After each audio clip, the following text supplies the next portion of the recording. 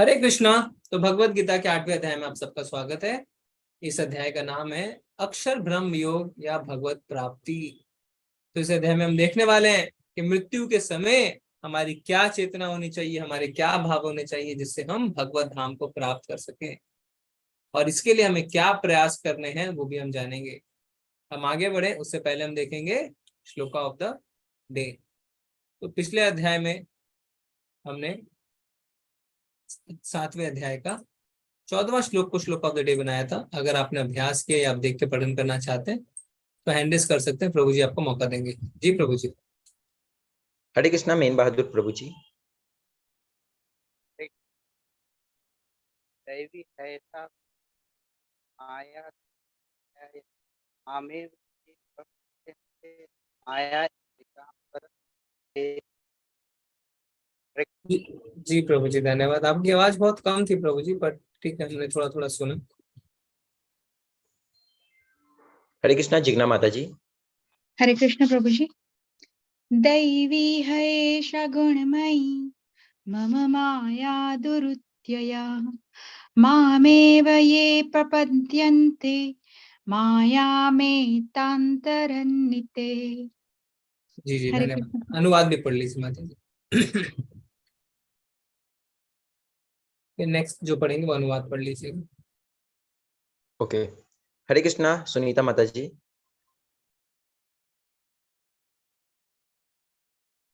हरे कृष्णा सुनीता माता जी।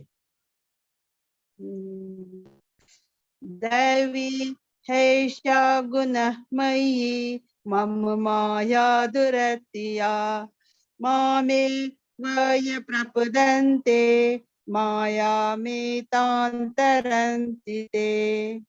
प्रकृति के 3 गुणों वाली इस मेरी दैवी शक्ति को पार कर पाना कठिन है, किंतु जो मेरे शरणागत हो जाते हैं वे सरलता से इससे पार कर जाते हैं। धन्यवाद माता जी, धन्यवाद। हरे कृष्णा राजेश प्रभु जी। हरे कृष्णा प्रभु जी। हरे कृष्ण। देवी हयसा गुणमयी मम माया दुरयत्या मामेव ये प्रपद्यन्ते माया मेता तरन्ति ते। धन्यवाद प्रभु जी, धन्यवाद। हरे कृष्णा शशि प्रभु जी। हरे कृष्णा दंडवत प्रणाम प्रभु जी। दैवी हेसा गुणमयी मम माया दुरत्यया मामेव ये प्रपद्यन्ते माया मेताम तरन्ति ते। धन्यवाद प्रभु जी, बहुत ही अच्छा पढ़ा आपने। हरे कृष्णा मुस्कान माता जी। हरे कृष्णा प्रभु जी। देवी हेषा गुणमयी मम माया दुरतया मामेव ये प्रपद्यन्ते माया मेताम तरन्ति ते। बहुत ही सुंदर माता जी। प्रभु जी लास्ट हैंड। जी हरे कृष्णा विकास प्रभु जी।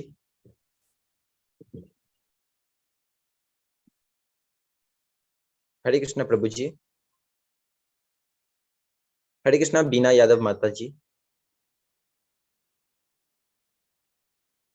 कृष्णा प्रभु जी। देवी हयशा गुणमयी मम माया दुरयता मामे वेते प्रपन्ते मां माया मेता तरन्ति ते। जी जी जी धन्यवाद माता जी, धन्यवाद आप सभी का। आप सबने बहुत ही अच्छी तरीके से किया। थोड़ा समय कम है हमारे पास, इसलिए हमने ज्यादा लोगों को मौका नहीं दे पाए, तो ठीक है, अभी हमारे पास थोड़ा समय और है। ठीक है, तो हम आगे बढ़ते हैं। श्री श्री राधा गोविंद की जय। तो सबसे पहले हम एक बार देख लेते हैं कि हमने पिछले अध्याय में क्या देखा। पिछले अध्याय में हमने क्या देखा? भगवान कहते हैं क्या कि मैं तुम्हें पूर्ण ज्ञान देने वाला हूं। और फिर हमने देखा कि भगवान ही हमें पूर्ण ज्ञान दे सकते हैं, क्योंकि हमारे अंदर 4 कमियां पाई जाती हैं। फिर भगवान ने अपनी परा और अपरा शक्ति के बारे में बताया। फिर भगवान ने पिछले अध्याय में 4 ऐसे श्रेणियों के बारे में बताया, ऐसे लोगों के बारे में जो उनके पास आते और जो उनके पास नहीं आते।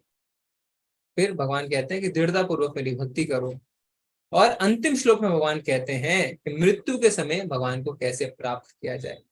तो ये पिछले अध्याय का अंतिम श्लोक रहता है। तो जब ये बात अर्जुन सुनते हैं तो अर्जुन के कुछ प्रश्न है। क्या क्या अर्जुन के प्रश्न? पहले भगवान अर्जुन के प्रश्नों का उत्तर देंगे, फिर जो इस अध्याय का मुख्य पॉइंट है कि मृत्यु के समय भगवान को कैसे याद किया जाए और क्यों याद किया जाए, और याद किया जाए तो क्या प्रक्रिया है, ये सारी चीजें हम आज डिस्कस करने वाले हैं। तो सबसे पहले अर्जुन का प्रश्न। अर्जुन वाचा किम तद ब्रह्म किम अध्यात्मम किम करम पुरुषोत्तमम अधिभूतम च किम प्रोक्तम आदिदेवम किम उच्यते। अर्जुन ने कहा, हे भगवान, हे पुरुषोत्तम, ब्रह्म क्या है, आत्मा क्या है, सकाम कर्म क्या है, यह भौतिक जगत क्या है, यह देवता क्या है, कृपया करके यह सब मुझे बताएं। तो एक साथ अर्जुन ने बहुत सारे प्रश्न पूछ लिए। हे मधुसूदन, यज्ञ का स्वामी कौन है और वह शरीर में कैसे रहता है, और मृत्यु के समय भक्ति में लगे रहने वाले आपको कैसे जान पाते। तो अंतिम प्रश्न जो है वो इस अध्याय का मुख्य पॉइंट है, पर भगवान अर्जुन के सारे क्वेश्चंस का आंसर देंगे। और उससे पहले हम देखते हैं पिछले अध्याय के लास्ट के 2 श्लोक क्या थे। 29वां श्लोक क्या था 7वें अध्याय का, जरा मरण मोक्षाया मामाश्रित्य तन्तिये ते ब्रह्म तद्विदु कृत्सन्नम अध्यात्मम कर्मचाखिलम। जो जरा तथा मृत्यु से मुक्ति पाने के लिए यत्नशील रहता है, वे बुद्धिमान व्यक्ति मेरी भक्ति की शरण ग्रहण करते हैं, वे वास्तव में ब्रह्म हैं, क्योंकि वे दिव्य कर्मों के विषय में पूरी तरह से जानते हैं। जो मुझ परमेश्वर को मेरी पूर्ण चेतना में रहकर मुझे जगत का, देवताओं का तथा समस्त यज्ञ विधियों का नियामक जानते हैं, वे अपने मृत्यु के समय भी मुझ भगवान को जान और समझ सकते हैं। तो ये पिछले अध्याय के 2 श्लोक हैं। तो जन्म मृत्यु जरा व्याधि, ये हमारे जीवन के 4 मुख्य समस्याएं हैं, असली समस्याएं हैं। क्या क्या? जन्म मृत्यु जरा व्याधि। जन्म, आपको कहेगा जन्म कैसे समस्या है? जन्म समस्या है। शास्त्र कहते हैं कि जब एक बच्चा अपनी माँ के गर्भ में रहता है तो उसे बहुत तकलीफ होती है, बहुत घुटन में रहता है, और इतनी दयनीय स्थिति रहती है कि वो भगवान से प्रार्थना करता है कि भगवान, मैं दोबारा ऐसा नहीं करूंगा, मैं आपकी आज्ञा की अवहेलना नहीं करूंगा, कृपया मुझ पे दया करें, और मैं जब माँ के गर्भ से बाहर आऊंगा मैं आपकी भक्ति करूंगा। ये सारी प्रार्थनाएं करता है, पर जैसे बाहर आता है प्रकृति के 3 गुणों से पकड़ लेते हैं, वो भूल जाता है सब कुछ। पर जन्म जो है वो बहुत ही कठिन है। किसके लिए? बच्चे के लिए। माँ के लिए तो है ही, बच्चे के लिए भी। मृत्यु, गरुड़ पुराण में लिखा है कि मृत्यु के समय हजारों बिच्छू काटे, ऐसा दर्द होता है। तो मृत्यु कोई आसान नहीं है। जरा और व्याधि, जरा यानी बुढ़ापा और व्याधि यानी बीमारियां। तो हमारे जो जीवन के 4 मुख्य समस्याएं हैं, जन्म मृत्यु जरा व्याधि। हमारी ये समस्या नहीं है मैं गरीब हूँ, मैं अमीर हूँ, मैं कम पढ़ा हूँ, मैं ज्यादा पढ़ा हूँ, मैं सिंगापुर में हॉलीडे किया हूँ तो उसमें इंडिया में हॉलीडे किया हूँ, मैं तो घर का खाता हूँ, मैं तो रेस्टोरेंट जा ही नहीं पाता हूँ। ये सब हमारी समस्या नहीं। समस्या है जन्म मृत्यु जरा व्याधि। इसीलिए 30वें श्लोक में अर्जुन कहते हैं, अब मुझे आप डिटेल में बताइए भगवान। तो भगवान एक एक करके अर्जुन के प्रश्न का उत्तर देते हैं। सबसे पहला, ब्रह्म क्या है? तो भगवान कहते हैं जीव या विनाशी जीवित इकाई। तो जो जीव आत्मा है उसे ब्रह्म कहते हैं। कभी कभी परमात्मा को भी ब्रह्म कहा जाता है। तो कैसे पता चलेगा कि ब्रह्म हम आत्मा के लिए इस्तेमाल कर रहे हैं, परमात्मा के लिए? तो हमें आचार्यों की टीकाएं पढ़नी पड़ेगी। पर जब पर ब्रह्म का इस्तेमाल होता है, परम ब्रह्म का इस्तेमाल होता है, तो वो सिर्फ हमेशा भगवान के लिए ही होता है। ठीक है। फिर अध्यात्म यानी जीव की प्रकृति यानी उसका स्वभाव। कर्म यानी तन के लिए कर्म करना यानी सकाम कर्म। आदिभूत यानी भौतिक प्रकृति। आदि देव यानी भगवान के विराट स्वरूप जिसमें सारे देव शामिल है। आदि यज्ञ यानी परमात्मा खुद। परमात्मा कहाँ रहते हैं? सभी के दिल में। भगवान कहते हैं हृदय अर्जुन तिष्ठति, मैं सभी के हृदय में रहता हूँ। ठीक है। सर्वस्य चाहम हृदय सन्निविष्टो, मैं सबके हृदय में रहता हूँ। मृत्यु के समय आपको कैसे याद किया जाए, तो इस चीज की हम चर्चा करेंगे आज। ठीक है। तो बाकी प्रश्नों के जब अर्जुन को उत्तर मिल जाते हैं तो फिर आगे चर्चा बढ़ती है। पर उससे पहले भगवान क्या बताते हैं? श्री भगवान वाचा अक्षरम ब्रह्म परमम स्वभाव अध्यात्म उच्यते भूत भावोद्भव करो विसर्ग कर्म संगितः। भगवान ने कहा अविनाशी और दिव्य जीव ब्रह्म कहलाता है और उसका नित्य स्वभाव अध्यात्म या आत्मा कहलाता है। जीवों के भौतिक शरीर से संबंधित गतिविधि कर्म या सकाम कर्म कहलाती है। तो इस श्लोक में भगवान ने अर्जुन के कुछ प्रश्नों के उत्तर दिए हैं और कहा है कि जीव आत्मा अक्षरम, अक्षरम मतलब कभी भी जिसका श्रेय ना हो। तो जो आत्मा है उसका श्रेय कभी नहीं होता है। आत्मा शाश्वत है, ना जायते म्रियते व कदाचि। आत्मा ना का मरण होता है, ना ही उसका जन्म होता है। और क्या लिखा हुआ है, वास्तविक स्वभाव हमारा क्या है, वास्तविक स्वभाव हमारा है भगवान की सेवा। पर जब हम प्रकृति के संपर्क में आते हैं हम भूल जाते हैं और अपने पाप कर्मों में लिप्त हो जाते हैं, इंद्र तृप्ति में लिप्त हो जाते हैं, जिससे कि हमारे जीवन में दुख हो जाते हैं। तो आप देख सकते हैं इस चित्र में, ठीक है, इस चित्र में अभी जो हम देख रहे हैं वो हम आगे पढ़ेंगे। सबसे पहले ऊपर क्या है, कोई व्यक्ति भगवान की भक्ति करता है, राधा कृष्ण की, तो वो गोलोक वृंदावन में जाता है मृत्यु के बाद। उसके नीचे कोई सकाम कर्मों में लगा हुआ है, पुण्य करता है, ब्राह्मणों को दान देता है, तो वो स्वर्ग में जाता है, पुण्य करने वाले स्वर्ग में जाते हैं। उसके नीचे कोई व्यक्ति है, मांस खा रहा है, मदिरा पान कर रहा है, तो अगले जन्म में वो सूकर बनता है, क्योंकि उसने अपना शरीर का इस्तेमाल ठीक से नहीं किया। सूकर क्या खाता है, मलमूत्र खाता है। और उसके नीचे कोई व्यक्ति यौन संबंध में लिप्त है ना, अपने इंद्रियों को तृप्त कर रहा है, तो वो अगले जन्म में वो कुत्ता बनता है। क्यों, कुत्ता आप देखते हैं ना, अपना जीभ निकाल के सबको चाटता रहता है। तो ये कैसे संभव है, क्यों ऐसा हो रहा है, जिससे हमें लग रहा है कि ऐसा होगा अगले जन्म में? इसका भगवान इस अध्याय में उत्तर देने वाले हैं। क्या उत्तर है? ये बहुत ही महत्वपूर्ण श्लोक है, 8वें अध्याय का 5वां श्लोक, ये श्लोक ऑफ द डे भी है। अंत काले च मामेव स्मरन् मुक्त्वा कलेवरम यह प्रयाति स मद्भावम याति नास्तत्र संशयः।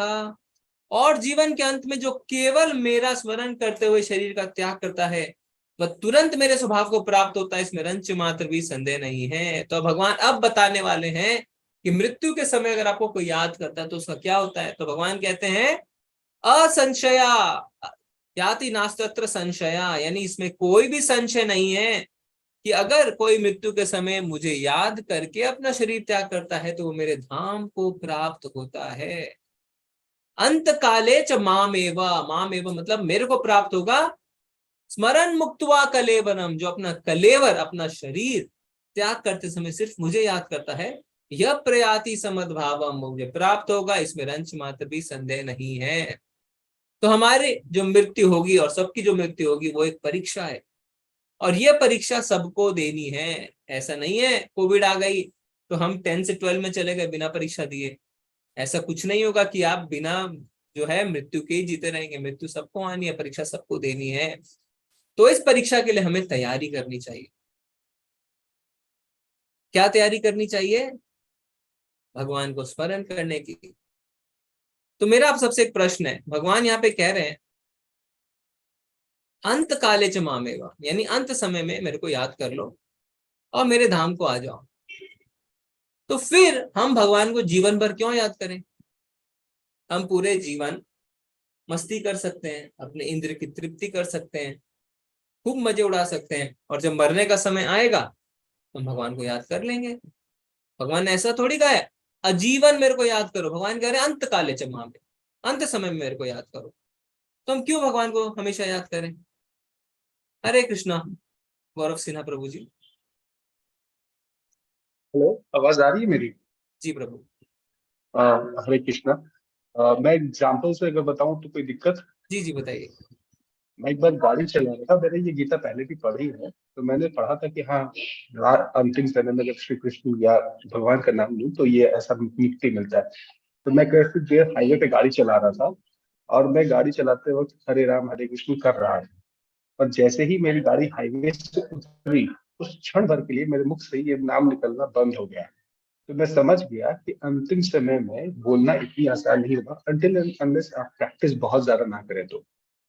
जी जी जी जी, तो प्रभु जी ने अपने पर्सनल उदाहरण से बता दिया हमें, प्रैक्टिस इज इम्पोर्टेंट। तो प्रभु जी कह रहे हैं आसान नहीं होगा, प्रैक्टिस करना है।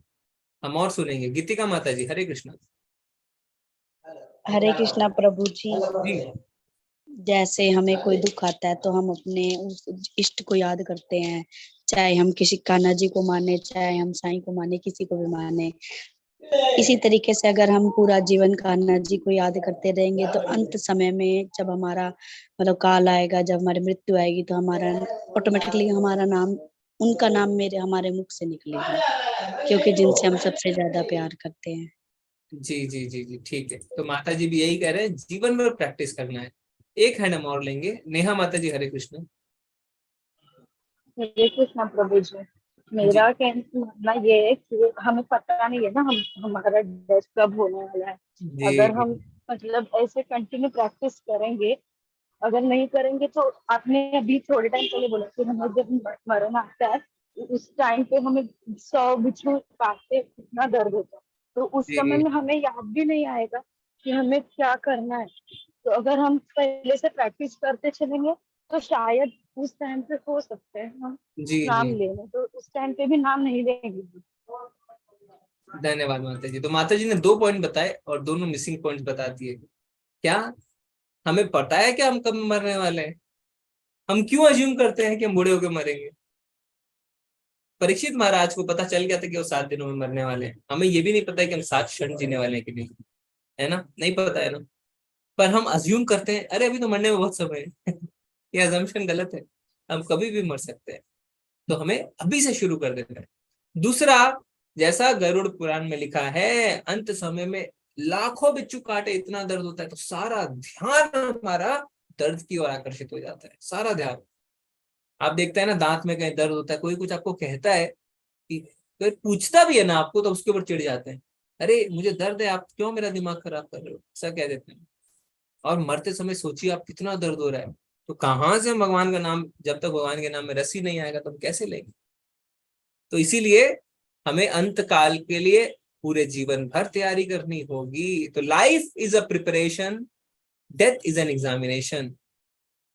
जीवन तैयारी है और मृत्यु परीक्षा है। ऐसा नहीं है जाके बैठ गए एग्जाम में, आज कौन सा पेपर है और कुछ भी लिख के आ गए, नहीं।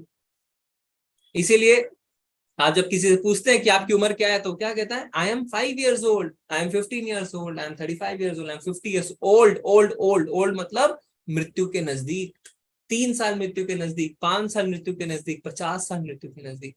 हर बीतते दिन के साथ हम मृत्यु के नजदीक जा रहे हैं। तो हमें भक्ति बिल्कुल जल्दी शुरू करनी है। ध्रुव महाराज, प्रहलाद महाराज, इन्होंने भक्ति 4-5 साल की उम्र से शुरू कर दी, और ये बताते हैं कि भक्ति शुरू करने की जो उम्र है वो बिल्कुल जल्दी है। ठीक है, हमें जल्दी से भक्ति अपनी शुरू कर देनी है। तो इससे महाभारत का भी एक प्रसंग आता है, जब पांडव जाते हैं एक जलाशय से अपने प्यास बुझाने, तो जल में एक यक्ष रहता है जो एक सवाल पूछना चाहता है, पर सब उसे इग्नोर करते हैं। पर युधिष्ठिर महाराज से यक्ष प्रश्न पूछता है, क्या पूछता है कि दुनिया की सबसे अद्भुत चीज क्या है?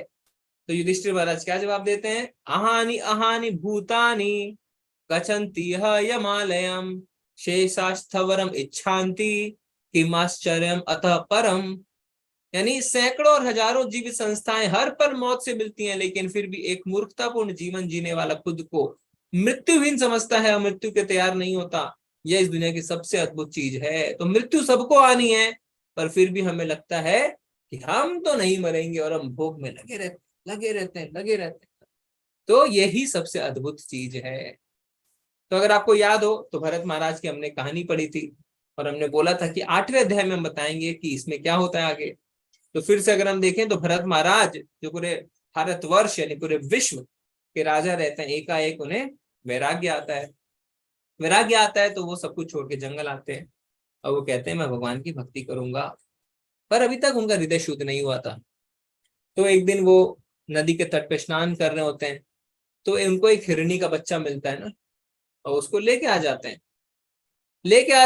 तो उससे इतनी ज्यादा आसक्ति हो जाती है उनको कि उसी के साथ खाते हैं, सोते हैं, खेलते हैं, यहाँ तक कि जब यज्ञ भी कर रहे हैं तो आप देख सकते हैं उनका ध्यान हिरण के बच्चे की ओर है। पर आगे क्या होता है, आगे ये होता है कि एक दिन वो जब उठते हैं रात में, तो देखते हैं वो हिरण का बच्चा वहां पे नहीं है। बहुत ज्यादा विचलित हो जाते हैं, क्योंकि इतनी ज्यादा आसक्ति, इतनी ज्यादा लगाव उसे हो गई है उस बच्चे से, है ना। कोई भी छोटा बच्चा इतना सुंदर होता है, हिरण का बच्चा कितना अच्छा होता है देखने में। अब वो रात में ही निकल जाते हैं उसे खोजने के लिए, और खोजते खोजते क्या होता है, वो एक खाई में गिर जाते हैं। अंधेरे में उन्हें दिखता नहीं है, और वो खाई में गिर जाते हैं। तो क्या होता है उसको जानेंगे, उससे पहले हम श्लोक पढ़ेंगे 8.6। यम यम वापि स्मरण भावा तयज्यन्ते कलेवरम तम तमेवैति कौन्तेय सदा तद्भाव भाविता। अभी हमने क्या पढ़ा 5वें श्लोक में, भगवान कहते हैं जो मेरा स्मरण करते हुए शरीर त्याग करता है वो मुझे प्राप्त करता है। तो प्रश्न ये उठता है, जो भगवान का स्मरण करते हुए शरीर को नहीं त्याग करता, यानी जिसके मन में कुछ और स्मरण है, स्मरण तो होगा ही ना, प्लान तो नहीं होगा, तो भगवान का स्मरण नहीं है तो किसी और चीज का स्मरण होगा, तो उसकी क्या गति होती है? यम यम वापि स्मरण भावा तयजन्ते कलेवरम तम तमे वैति कौन्तेया सदा तद्भाव भाविता। हे कुंती पुत्र, शरीर त्यागते समय मनुष्य जिस जिस भाव का स्मरण करता है वह उस भाव को निश्चित रूप से प्राप्त करता है। तो हम जिस चीज की चिंता करेंगे हम उसी भाव को प्राप्त होंगे। तो क्या होता है भरत महाराज, जब गिर जाते हैं खाई से नीचे, आप चित्र में देख सकते हैं, तो उन्हें वो हिरण का बच्चा दिख जाता है और उसी भाव में वो अपना शरीर त्याग करते हैं और अगले जन्म में क्या बनते हैं?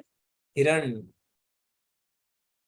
ठीक है, यम यम वापि स्मरण भावा तयजन्ते कलेवरम तम तमय वैति कौन्तेया सदा तद्भाव भाविता। जो जिस जिस भाव में शरीर त्याग करता है वो उस भाव को प्राप्त होता है। तो भरत महाराज की क्या गलती थी? आप देखिए, पूरे विश्व का राज छोड़ के आ गए, हिरण से आसक्ति कर ली, मरते समय हिरण का उन्हें स्मरण हुआ और वो हिरण के शरीर को प्राप्त हुए। फिर क्या होता उनके साथ? क्योंकि उन्होंने भक्ति करी थी थोड़ी बहुत, तो उन्हें हिरण के शरीर में भी याद रहता है कि उन्होंने क्या गलती करी, तो वो ब्राह्मणों के आश्रम के आगे बैठे रहते हैं, यहाँ तक कि हरी घास भी नहीं खाते हैं, क्योंकि उन्हें लगता है कि कहीं मुझे घास से आसक्ति ना हो जाए, सूखी घास खाते हैं। फिर हिरण के शरीर को जब वो त्यागते हैं तो फिर उन्हें मनुष्य शरीर मिलता है, उनका नाम होता है जड़ भरत, क्योंकि वो किसी से कुछ कहते नहीं है, उन्हें सब कुछ स्मरण रहता है अपने पुराने जन्मों का कि उन्होंने क्या गलती करी, और फिर उसके बाद उन्हें भगवत धाम की प्राप्ति होती है, क्योंकि जड़ भरत के शरीर में वो अच्छे से भक्ति करते। तो एक गलती से उनको कितने एक्स्ट्रा जन्म लेने पड़ गए, आप देखिए। उसी जन्म में वो भगवत धाम को प्राप्त हो सकते थे, पर एक हिरण का शरीर एक्स्ट्रा मिला और उसके बाद जड़ भरत का शरीर एक्स्ट्रा मिला, 2 एक्स्ट्रा जन्म लेने पड़े। अभी हम देखते हैं परिवार में क्या होता है, कोई मरने वाला रहता है, कहता है मेरे बेटे को बुलाओ, है ना। कोई कहता है मुझे ये खाना है, और जैसे ही वो अपने बेटे को देखता है या कुछ खाता है तुरंत उसके प्राण निकल जाते हैं, तो उसी में उसकी जान अटकी रहती है, कहते हैं ना कई बार। तो एक कथा आती है कि एक बनिया था, उसके 3 पुत्र थे और बनिया मरने वाला था, तो उसके तीनों पुत्र सोचते हैं कि आज हम दुकान पे नहीं जाएंगे, आज हम पिताजी के साथ रहेंगे, क्योंकि उनके कभी भी प्राण निकल सकते हैं।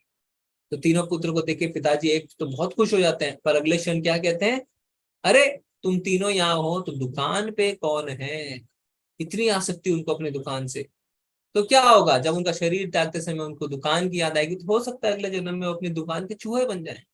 जो जिस जिस भाव में शरीर त्याग करता है वो उस भाव को प्राप्त होता है ना। तो हमें बहुत ध्यान रखना है इस बात का। कैसे इन चीजों को डिसाइड किया जाता है? जैसे शरीर है हमारा, तो शरीर के लिए हम क्या करते हैं, कपड़े बदलते हैं। कपड़े बदलने के लिए हमें 2 चीजों की आवश्यकता होती है। पहला, हमारी इच्छा होनी चाहिए कि हम कपड़े खरीदें। दूसरा, हमारे पास पैसे होने चाहिए कपड़े खरीदने के। इसी तरीके से हमारा जो शरीर है वो भी 2 चीजों पे निर्भर करता है कि अगला शरीर हमें क्या मिलेगा। पहला, हमारी इच्छा, यानी अंत काल में हमारी क्या इच्छा है, और दूसरा हमारे कर्म। इन दोनों के हिसाब से हमें अगला शरीर मिलता है। ठीक है, तो हमें क्या करना है, हमें जड़ भरत की तरह अपने एक्स्ट्रा जन्म नहीं लेने हैं। हमें अभी से भक्ति का प्रयास शुरू करना है, जिसे अंत काल में हम भगवान का स्मरण कर सके। अतएव हे अर्जुन, तुम्हें सदैव कृष्ण रूप में मेरा चिंतन करना चाहिए और साथ ही युद्ध करने के कर्तव्य को भी पूरा करना चाहिए। अपने कर्मों को मुझे समर्पित करके तथा अपने मन एवं बुद्धि को मुझ में स्थिर करके तुम निश्चित रूप से मुझे प्राप्त कर सकोगे। तो हमें कर्म छोड़ने की कोई आवश्यकता नहीं है। कर्म हमें ऐसे करने हैं जो हमें भगवान का याद दिला सकें। जैसे खुद के लिए खाना बनाते थे, अब भगवान के लिए खाना बनाए। आप सोचेंगे भगवान के लिए खाना बनाओ तो मैं क्या खाऊंगा? अरे आप वही खाएंगे। आप पहले उसे भोग रूप में भगवान को अर्पित करें, फिर प्रसाद रूप में ग्रहण करें। हम बाहर जाते हैं ना, तो हमारे मन में ऐसे विचार होने चाहिए, मैं भगवान जी के लिए क्या खरीद लूं। ठीक है, क्योंकि भगवान कहते हैं मेरे लिए करोगे तो क्या है, तो तुम उसे निष्काम भाव से करोगे। और अर्जुन को कहते हैं मेरे लिए युद्ध करो, क्योंकि भगवान के लिए युद्ध करेंगे तो भगवान को स्मरण करते हुए युद्ध करेंगे। अभ्यास योग युक्तेन चेतसा ज्ञानगामिना परमं पुरुषं दिव्यम याति पार्थ अनुचिंतयन्। हे पार्थ, जो व्यक्ति मेरा स्मरण करने में अपना मन निरंतर लगाए रखकर अविचलित भाव से भगवान के रूप में मेरा ध्यान करता है, वह मुझको अवश्य प्राप्त करता है। तो भगवान बार बार कह रहे हैं अवश्य अवश्य अवश्य। इसीलिए गंभीरता से हमें भक्ति करनी चाहिए। भगवान ने कहा है 4थे अध्याय में, यम यम वापि स्मरण भावा तयजन्ते कलेवरम। अभी जो हमने पढ़ा, और क्या कहते हैं भगवान, कहते हैं 4थे अध्याय में कि जो जितनी गंभीरता से मेरी भक्ति करता है मैं भी उसके साथ उसी गंभीरता, उसी प्रगाढ़ता के साथ आदान प्रदान करता हूँ। ये यथा माम प्रपद्यन्ते थाम तते भजाम्यहम्। तो अगर हम 50% सीरियस हैं तो भगवान भी हमारे पास 50% ही सीरियस रहेंगे, है ना। अगर हम 100% सीरियस है तो भगवान भी हमारे साथ 100% सीरियस रहेंगे। तो हमारी प्रेम की प्रगाढ़ता के हिसाब से भगवान हमारे साथ आदान प्रदान करते हैं। तो एक कथा आती है शास्त्रों से अजामिल की। तो अजामिल एक बहुत ही अच्छा ब्राह्मण रहता है, युवा ब्राह्मण रहता है। तो एक बार उसके पिता उन्हें कहते हैं कि आप जाइए और जंगल से कुछ सूखी लकड़ियां लेके आइए। तो अजामिल निकल जाते हैं लकड़ी लेने के लिए।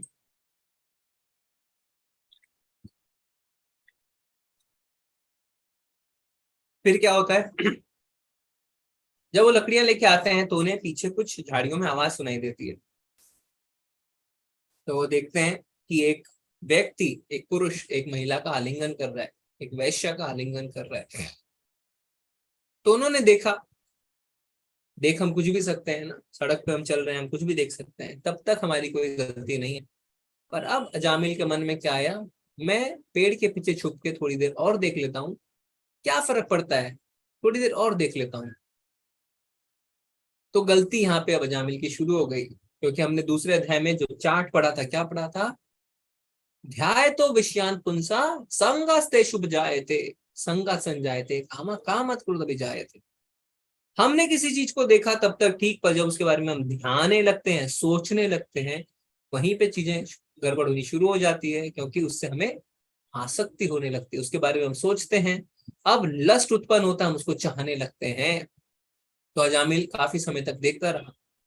अब क्या हुआ, अब वो जब घर आता है तो वो अपने अपनी पत्नी को, अपने बच्चों को, अपने माँ बाप को, सबको घर से निकाल देता है और उस वैश्य से शादी करके उसे घर पे ले आता है। ठीक है। और क्योंकि उस वैश्य की बहुत भौतिक इच्छाएं रहती हैं और अजामिल के पास इतने पैसे नहीं रहते, तो सारे गलत काम करना भी शुरू कर देता है।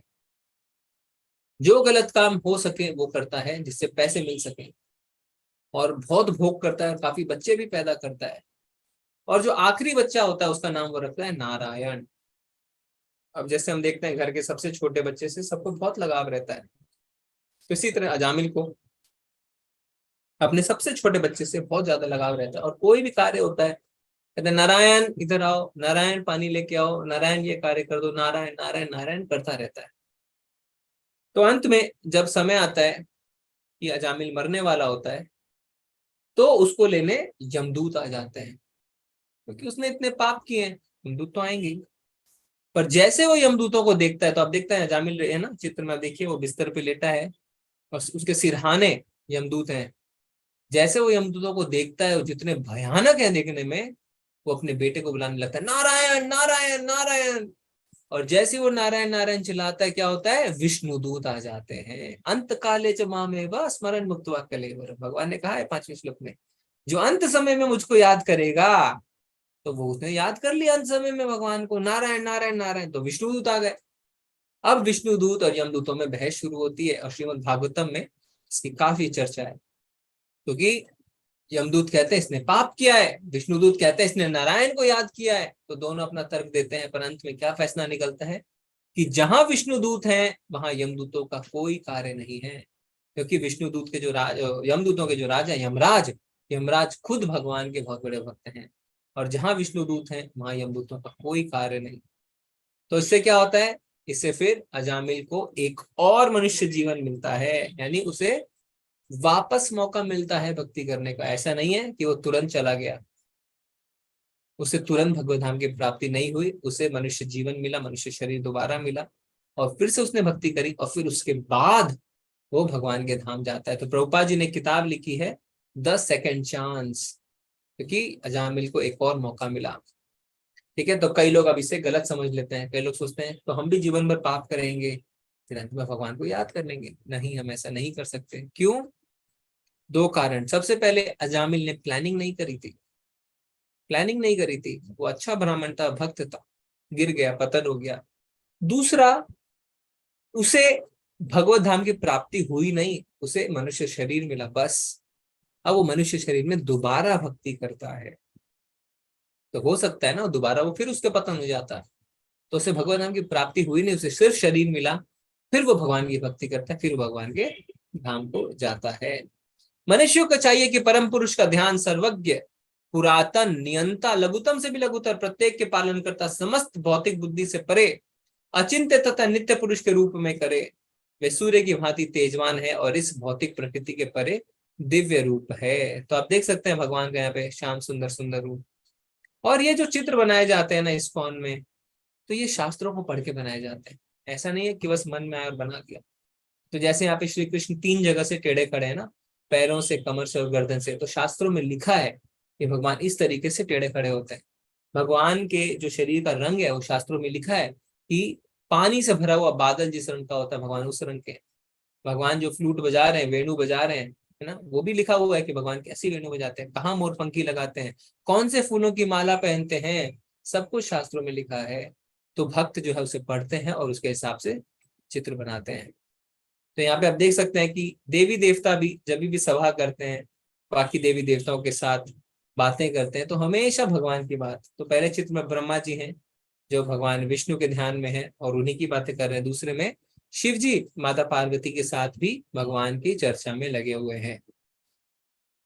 अनन्य चेतः सततम यो माम समृति नित्यशः तस्यहं सुलभ पार्था नित्य युक्तस्य योगिना।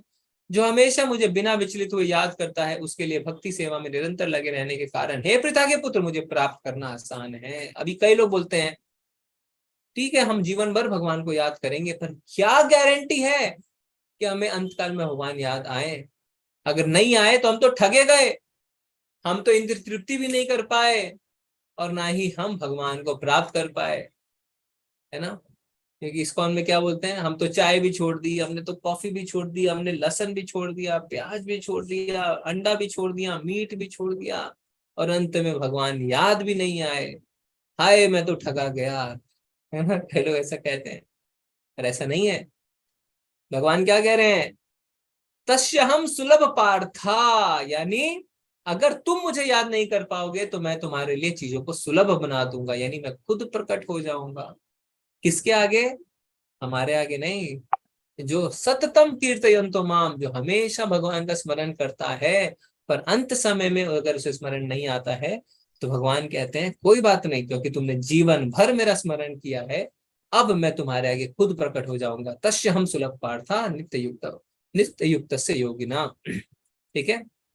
और क्या लिखा हुआ है, अनन्य चेतः। अनन्य मतलब, अनन्य शब्द का अर्थ होता है अन्य और कोई भी नहीं, अनन्य सिर्फ भगवान श्री कृष्ण।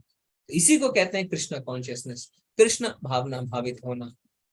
तो बार बार कहते हैं कि कृष्ण भावना भावित, कृष्ण कॉन्शियसनेस का अर्थ क्या है, अनन्य भक्ति, और कोई भी नहीं, सिर्फ भगवान श्री कृष्ण। हमेशा भगवान के बारे में सोचना और जितनी भी जो भी कार्य करना है उसमें भगवान को केंद्र बना के करना। इसलिए भगवान कह रहे हैं युद्ध करो मुझे याद करते हुए। तो कई लोग कहते हैं कि हम कैसे करें, हम तो ये कर रहे थे, भगवान को कैसे याद करें। भगवान ने अर्जुन को कहा युद्ध करो मुझे याद करते हुए। तो जब भगवान अर्जुन भगवान को याद करते करते युद्ध कर सकते हैं, तो शायद युद्ध से ज्यादा अटेंशन तो हमें और कहीं देने की आवश्यकता रहती नहीं है, क्योंकि वहां पे अटेंशन हटी, दुर्घटना घटी, आपको तुरंत मार दिया जाएगा। पर फिर भी भगवान को याद करते करते युद्ध करो, तो हम भी अपना सारा कार्य भगवान को याद करते करते कर सकते हैं। ठीक है। हमेशा हमें भगवान के बारे में सोचना, और इसकी शुरुआत क्या है, माला। हरे कृष्णा कृष्णा कृष्णा हरे हरे, हरे राम राम राम हरे हरे। तो जब हम मालाएं करते हैं भगवान की, तो उन्हें भगवान को याद करने की हमारी शुरुआत है।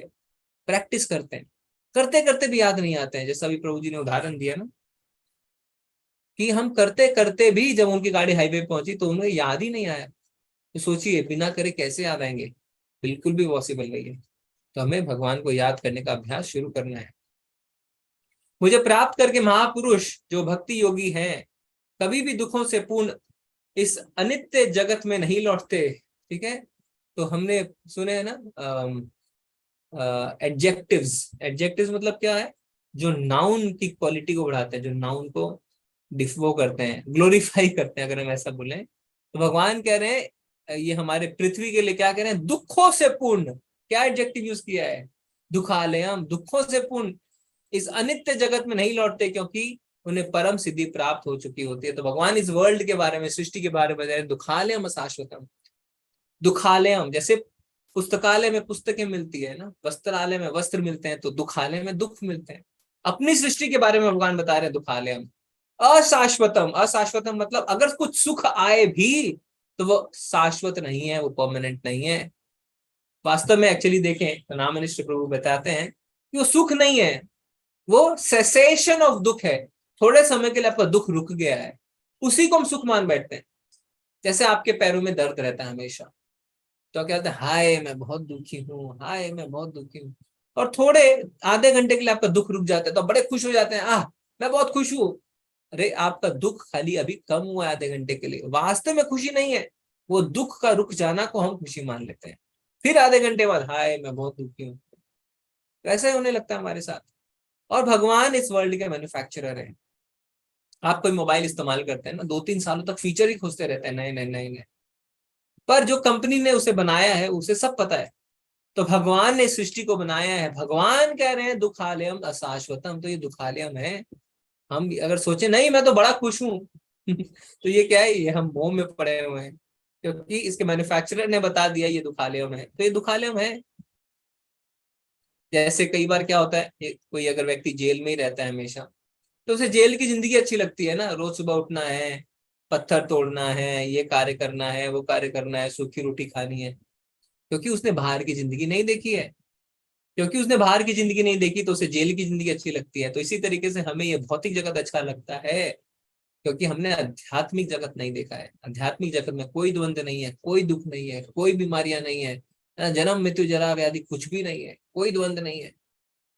पर हम उसके बारे में जब पढ़ते हैं शास्त्रों में, जब हमें ज्ञान प्राप्त होता है, तब हमें पता चलता है कि हम कहाँ आके अटक गए हैं। ठीक है, तो अगर हमें कोई शाश्वत और परमानेंट चीज चाहिए तो क्या होगा, तो उसके लिए हमें शाश्वत उपाय खोजने पड़ेंगे। वो शाश्वत उपाय क्या है, भगवान की भक्ति। तो शाश्वत चीजों को पाने के लिए शाश्वत उपाय लेने पड़ते हैं। इस जगत में सर्वोच्च लोक से लेकर निम्नतम सारे लोग दुखों के घर है, जहां जन्म तथा मरण का चक्कर लगा रहता है। किंतु हे कुंती पुत्र, जो मेरे धाम को प्राप्त कर लेता है वह फिर कभी जन्म नहीं लेता। भगवान बताते हैं, आ ब्रह्म भुवना लोका पुनरावर्तिनो अर्जुना, कि ब्रह्मा जी के लोक से लेके, यानी जो इस भौतिक जगत का सबसे ऊंचा लोक है वो ब्रह्मा जी का लोक है, जिससे सत्य लोक भी कहते हैं। और नीचे पाताल वाताल तक जितने लोक हैं, लोक यानी प्लैनेट्स, ग्रह, वो सारे दुखों के घर हैं। आ ब्रह्म भुवना लोका पुनरावर्तिनो अर्जुना। ठीक है, जैसे आप यहाँ पे देख सकते हैं, क्या देख रहे हैं, स्वर्ग में युद्ध। तो आप देखते हैं ना, इंद्र को किसी असुर ने हरा दिया, तो फिर इंद्र दौड़े दौड़े भगवान के पास जाते हैं। तो स्वर्ग में भी दुख, पृथ्वी पे तो दुख है ही। साल भर से 2 युद्ध लड़ रहे हैं आपस में, कोई परिणाम ही नहीं निकल रहा, कोई बंदी नहीं कर रहा युद्ध को। पृथ्वी पे भी युद्ध लगे रहते हैं। और नरक में तो दर्द ही दर्द है ना। एक बार क्लास में किसी ने बताया था, प्रभु जी मैंने तो गरुड़ पुराण पढ़ ली, अब तो मुझे नींद भी नहीं आती है, मैं तो डरा हुआ रहता हूँ, मैं सहमा हुआ रहता हूँ, क्योंकि उसमें लिखा हुआ ये करोगे तो ये होगा, ये करोगे तो ये होगा ना, जो हम अपने दादा दादी से, नाना नानी से सुनते थे कि कढ़ाई में तले जाएंगे, ये होगा। ये सारी चीजें सत्य हैं वास्तव में, क्योंकि हमारे पुराणों में लिखा है। तो उसमें तो दर्द ही दर्द है। जैसे कई लोग सोचते हैं कि हम स्वर्ग पहुंच जाए, हम बड़े खुश रहेंगे, पर स्वर्ग पहुंच के कोई खुशी नहीं है। जैसे आप किसी हॉस्टल में जाते हैं पढ़ाई के लिए रहने, जब आपकी पढ़ाई खत्म हो जाती है तो क्या होता है, आपको वहां से निकाल दिया जाता है ना, क्योंकि वो आपका असली घर नहीं है। इसी तरीके से जैसे आपके पुण्य खत्म होते हैं, आपको स्वर्ग से निकाल दिया जाता है, क्योंकि वो शाश्वत आपका घर नहीं है। इसलिए इस जगत में हम आते हैं और हम सोचते हैं यही हमारा घर है, हम यही रहेंगे, अपने रिश्ते नाते बनाएंगे, सब कुछ करेंगे, पर ये हमारा वास्तव घर नहीं है। हमारा वास्तव में घर है भगवान का धाम। छोटे बच्चे जाते हैं ना बीच पे, और क्या करते हैं वहां पे, जो रेत है, रेत से घर घर खेलते हैं, घर बनाते हैं, किचन बनाते हैं, मम्मी पापा बनाते हैं।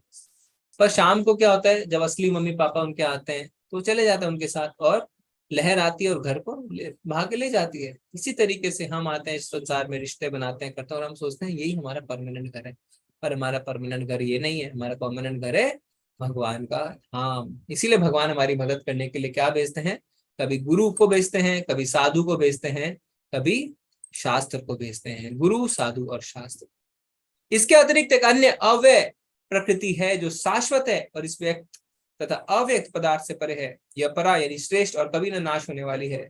जब इस संसार का सब कुछ लय हो जाता है तब भी उसका नाश नहीं होता। अब भगवान बता रहे हैं अपने घर के बारे में, अपने धाम के बारे में। क्या कह रहे हैं? अव्यय प्रकृति है, जो बहुत कम लोगों को पता है भगवान के धाम के बारे में, जिसे कहते हैं गोलोक वृंदावन।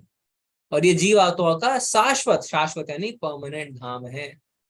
इसलिए ब्रह्मा जी बहुत ही सुंदर स्तुति करते हैं ब्रह्म संहिता में, और भगवान के धाम के बारे में 5वें अध्याय के 29वें श्लोक में बताते हैं ब्रह्म संहिता के। क्या बताते हैं? हम उसको पढ़ेंगे।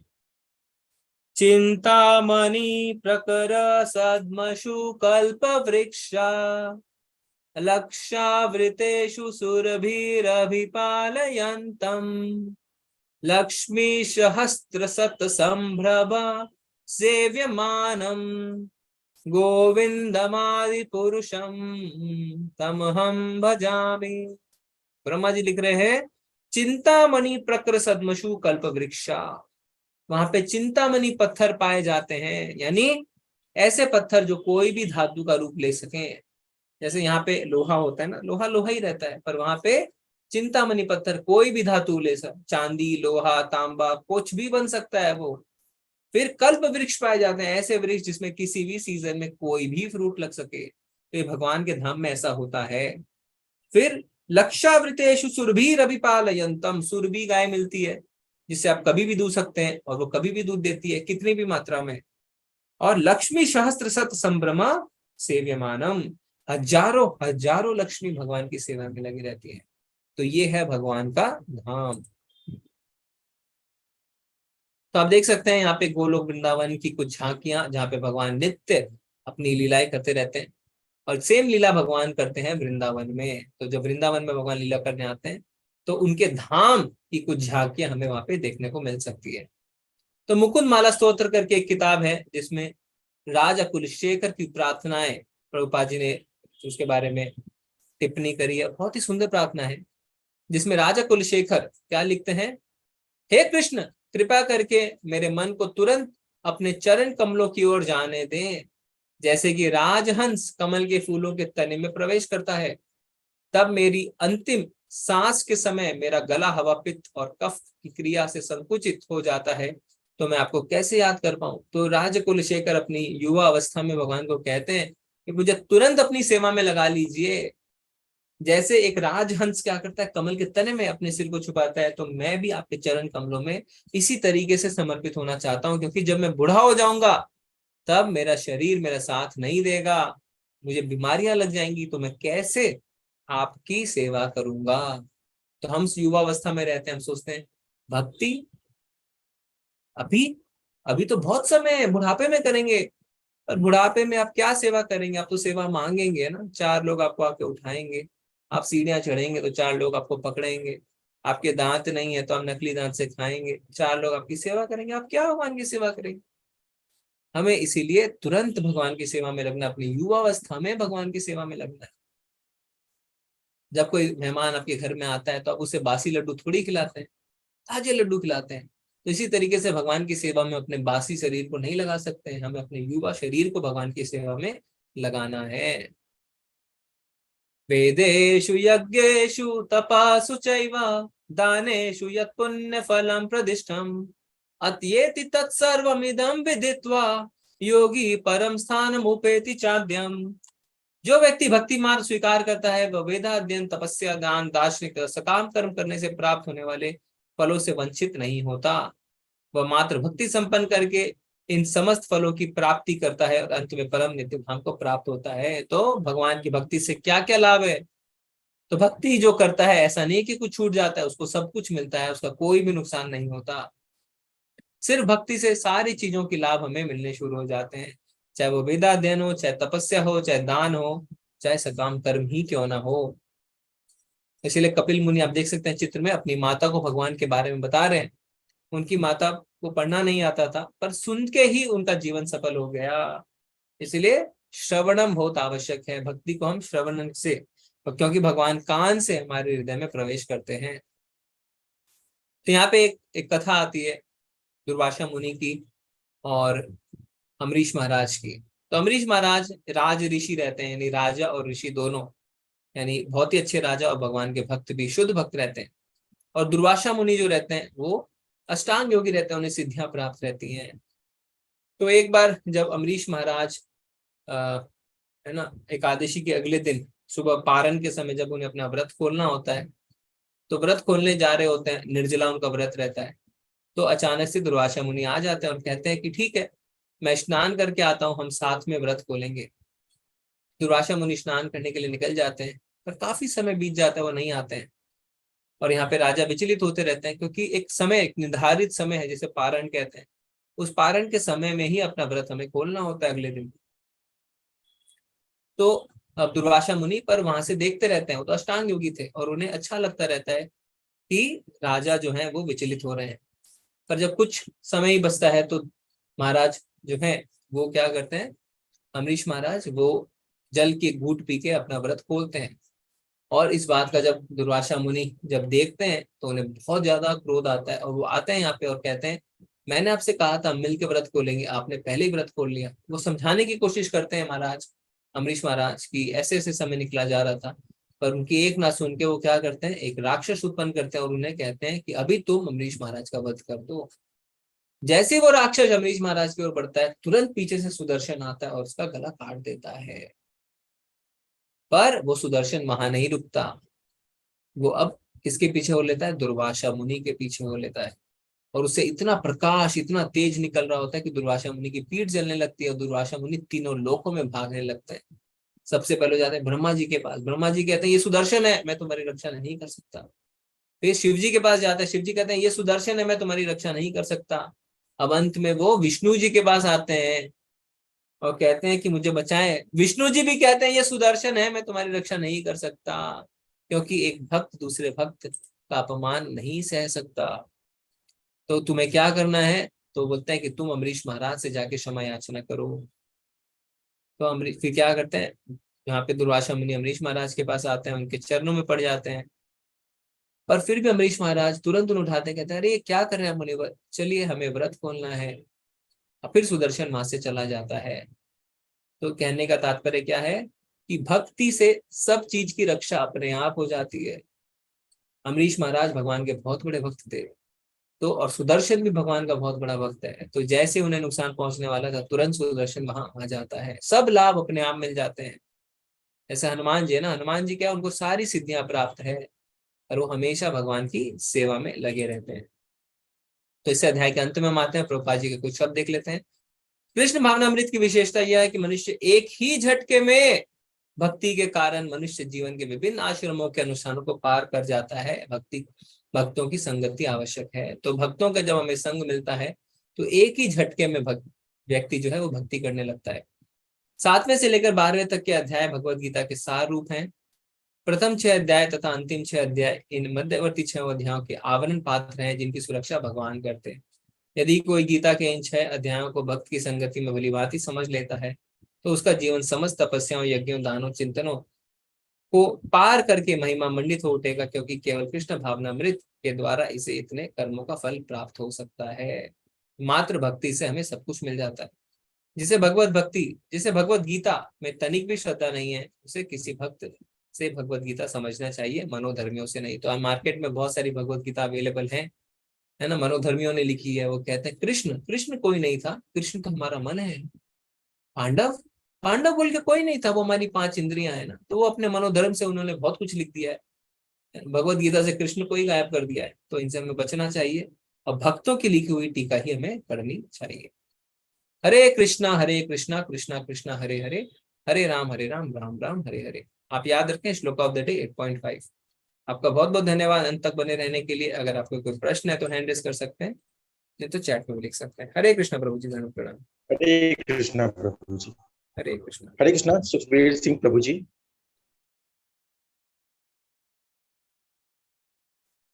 हरे कृष्णा सुखबीर सिंह प्रभु जी। हरे कृष्णा जिग्ना माता जी। हरे कृष्ण प्रभु जी। हरे प्रभु जी, कृष्णा। मेरा सवाल इस चैप्टर के श्लोक नंबर 15 को लेके है। जैसे हमने सुना अभी पढ़ा कि अंत समय में भगवान जी का नाम लेना होता है, प्रैक्टिस मेक्स परफेक्ट। मेरा सवाल ये है कि मेरी मॉम उनकी जब डेथ हुई तो वो कोमाटोस थी कंप्लीटली।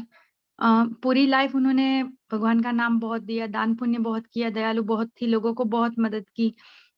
तो आखिरी समय में उनको पता नहीं ऑब्वियसली ऐसी कैसे परिस्थिति आ गई कि वो खुद नाम न ले सकी। उन्होंने मेरा हाथ पकड़ा था, मैं हरे कृष्ण मंत्र जाप कर रही थी और उनकी जब आखिरी सांस निकली तो उन्होंने एक बार मेरी ओर देखा और मेरा हाथ थोड़े से हल्के से दबाया और फिर उनकी आखिरी सांस छूटी जब मैं बहुत लाउडली हरे कृष्ण महामंत्र चैंट कर रही थी। तो ये सुन के थोड़ा सा दुख हो रहा है मुझे कि भगवान ने ऐसी परिस्थिति कैसे बनाई कि मम खुद से नाम ना ले सकी भगवान जी का।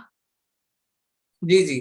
तो माता जी इसमें आपको कैसे पता कि उन्होंने नाम नहीं लिया? क्योंकि जैसा आप कह रहे हैं कि वो कोमा में थे, तो हो सकता है ऊपर भौतिक शरीर से वो नाम अपने जीभ से ना ले पा रहे हो, पर अंदर ही अंदर उनके माइंड में, है ना, मन में उनके भगवान का नाम चल रहा हो। और प्लस आप तो भगवान का नाम ले ही रहे थे, तो कानों से वो श्रवणम कर ही रहे थे। तो इस बात को आप जो सोच रहे हैं ना, वो आपको सोचने की आवश्यकता नहीं है। और कुछ पता नहीं है कि वो सच में वो भगवान के भाव में ही उन्होंने अपना शरीर त्यागा हो। ठीक है, तो ये बहुत अच्छी बात है बल्कि कि आप थे उस समय और आप भगवान के नाम का जप कर रहे थे जब उन्होंने शरीर त्याग किया। तो ये तो बल्कि अच्छी बात है माता जी। जी, सो क्या उनको मतलब अगर वो श्रवण करते यानी कि मेरी आवाज तो उनके कान में पड़ती होगी शायद जब मैं कर रही थी इतनी लाउडली जाप उनके लिए, तो जब सांस उन्होंने छोड़ी तो इसका मतलब वो डेफिनेटली भगवान भक्ति को प्राप्त हो गए होंगे ना। जी माता जी, अब देखिए हम खाली क्या, हमने तो देखा नहीं है फाइनली क्या है, पर हम इस बात को जो आप सिचुएशन बता रहे हैं उससे तो लगता है कि वो भगवान के ही भाव में उन्होंने अपना शरीर त्यागा होगा, है ना। जी प्रभु जी, आई एम जी sorry stupid question but thank you. नहीं, ऐसा नहीं है, तो इसमें हमें पता होना चाहिए। ठीक है बताइए। जी थैंक यू। हरे कृष्णा। हरे कृष्ण हरे कृष्ण। हरे कृष्णा सुधीर प्रभु जी। हरे कृष्णा गुरु जी, दंडवत प्रणाम। अभी अनंत गुरु नाम। जी जो चित्र दिखाया गया था ना, जंपिंग कर रहा है और एक आदमी इंटर कर रहा है, निकल रहा है, इंटर कर रहा है, तो ये क्या मतलब संसार को दिखा रहा है कि दुखालय है, हम निकलने का प्रयास कर रहे हैं, निकल नहीं पा रहे हैं। अच्छा, जेल वाला। हाँ हाँ, हाँ जाली तो लगी उसमें, हुई, हाँ हाँ, उसमें हम यही जंप बताने की कर रहा कोशिश कर रहे हैं कि जब कोई व्यक्ति जेल में अपने जीवन को बिताता है ना, तो उसे लगता है यही जीवन सर्वश्रेष्ठ है है। और वो उसी में रहना चाहता है। पर जब उसे बाहर आके दूसरी दुनिया को देखता है तब उसे पता चलता है कि वो कहाँ फंसा हुआ था। ठीक है। जम करके मतलब गिर जाता है फिर से उसी में, हाँ हाँ। जाली के ऊपर जम करता है, फिर गिर जाता है, फिर जम करता है, फिर गिर जाता है। उसका क्या मतलब आशय? एक मिनट मुझे, मैं उसको देख लेता हूँ। आप जी किसी जी। से बात कर रहे हैं? हाँ, वो गिरता नहीं है वास्तव में। वो क्या देखता है कि गेट तो खुला ही हुआ है और अच्छा। वो ऊपर बेकार में चढ़ रहा था, क्योंकि ओ। ऊपर तो जो है फेंसेस लगे हुए हैं कांटे वाले, तो क्रॉस नहीं कर सकता है। और दूसरा जो उसका साथी है वो गेट खोल के निकलता है ना। तो कहने का अर्थ यह है कि हम भगवान का नाम अगर लेंगे तो हम उस अच्छा, खुले हुए गेट की तरह है, हम आसानी से भगवान आसानी के से। नाम पहुंच जाएंगे। अपने बलबूते पे हम माया को पार नहीं कर सकते हैं, पर हाँ, भगवान की शरणागति से हम प्राप्त कर सकते शरणागति से। हैं। जी। बहुत बहुत धन्यवाद गुरु जी। हरे कृष्ण। हरे कृष्णा अजय प्रभु जी। हरे कृष्णा प्रभु जी, दंडवत प्रणाम। धन्यवाद प्रणाम प्रभु जी। हरे कृष्ण। सुमित सुमित सुमित प्रभु जी, आपको भी दंडवत प्रणाम। प्रभु जी, प्रणाम। मेरी जिज्ञासा ये थी कि जब इंसान मृत्यु को प्राप्त होता है और हमेशा से ये प्रचलन तो चलता आया, तो राम नाम सत्य, राम नाम सत्य कहा जाता है, किंतु जब राम प्रभु का जन्म न हुआ था उसके पहले भी मृत्यु होती थी, तो उस वक्त क्या कहा जाता था अंतिम समय शव यात्रा के साथ? मुझे कैसे पता चलेगा प्रभु जी, उस समय क्या कहा जाता था? वही मुझसे किसी ने पूछा, ये मतलब मेरे ऑफिस में, मतलब मुझे प्रभु जी इस बात का भान नहीं है। मैं अपने गुरुजनों से पूछ के बताऊंगा कि रामचंद्र जी का जब जन्म नहीं हुआ तो उस वक्त भी मृत्यु होती थी, तो उस शव यात्रा के साथ लोगों का क्या उच्चारण हुआ करता कहते था? हैं ये नरसिंह नाम सत्य है, जैसे सतयुग में नरसिंह भगवान हो चुके हैं, या वरा नाम सत्य है, वामन नाम सत्य है, ऐसा कहते होंगे कुछ। ठीक है। क्या पता नहीं, नहीं नहीं हाँ, ज्ञान, अब पता नहीं हमें। पता नहीं प्रभु जी क्या कहते हैं। भगवान का नाम लेते ठीक हैं, है प्रभु जी। भगवान का नाम ही लेते हैं। जी। कौन से भगवान का? वो पता कृष्ण नहीं। जी नहीं लेंगे तो उससे पहले जो अवतार हो चुके हैं उसके लेते होंगे, त्रेता से पहले। तो कम से कम ये जो है त्रेता, द्वापर और कलयुग, यानी 4 और 12, 12 और 3 गुना ना, 20 लाख साल से तो राम नाम कह रहे हैं। ठीक है, अब 20 लाख साल पहले अच्छा क्या कह रहे थे वो, उसमें तो इतने सारे अवतार हुए भगवान के सतयुग में। ठीक है, तो उसमें धन्यवाद धन्यवाद, प्रणाम प्रभु जी। जी, हरे कृष्ण हरे कृष्ण। हरे कृष्णा सुरेश प्रभु जी। हरे कृष्णा जी। हरे कृष्ण। प्रभु जी, जैसे समाज में, हमारे संसारिक समाज में कोई भी पिता ये नहीं चाहता कि मेरे बच्चे 24 घंटे मेरा ही नाम लेते रहें। वो ये चाहता है कि बच्चे पढ़े लिखे अपना काम करें, सामाजिक काम करें अपने। ये कभी नहीं कहता कि वो मेरी भक्ति करते रहे, मेरा नाम लेते रहें। तो भगवान के यदि हम बच्चे हैं तो भगवान ये क्यों चाहते हैं कि हम हर समय उनका नाम लें और उन्हीं को याद करते रहे, उन्हीं की भक्ति करते रहे? उनको क्या बेनिफिट है इससे? जी जी, वेरी गुड क्वेश्चन प्रभु जी, बहुत ही अच्छा। तो भगवान ने अपना नाम लेने को कौन से युग में कहा है? कलयुग में। हाँ कलयुग जी। से पहले वो कहते थे, उस क्या करते थे, हम अर्च विग्रह की पूजा करते थे, भगवान की पूजा। उसके पहले यज्ञ करते थे और उसके पहले ध्यान लगाते थे। अब भौतिक जगत में जो पिता हैं वो क्या करते हैं, वो अपने बच्चे को कहते हैं ये मत करो। पता है मैं क्या किया करता था? मैं ऐसे करता था। देते हैं कि नहीं? अपना उदाहरण देते हैं ना। मैं तुम्हारी जगह होता तो मैं ये करता, मैंने अपने बचपन में ये किया है, तुम लोग तो ये करते रहते हो। हाँ कि ना प्रभु जी, करते हैं कि नहीं? ठीक है जी, बिल्कुल करते अपना हैं। उदाहरण देते हैं। हाँ जी। भगवान का जो नाम है वो हम अपने नाम से कंपेयर ना करें। भगवान का नाम का अर्थ क्या है? नाम नाम अकारी बहुधा निज सर्व शक्ति। भगवान ने अपने नाम में अपनी सारी शक्ति दे दी है, अपना सारा सामर्थ्य, अपने सारी क्वालिटीज दे दी है। तो हो सकता है वो हम जो आप भौतिक जगत से कंपेयर कर रहे हैं, उस नाम से भगवान के नाम को हम कंपेयर नहीं कर सकते, क्योंकि हमारा नाम में हमारी शक्तियां नहीं है।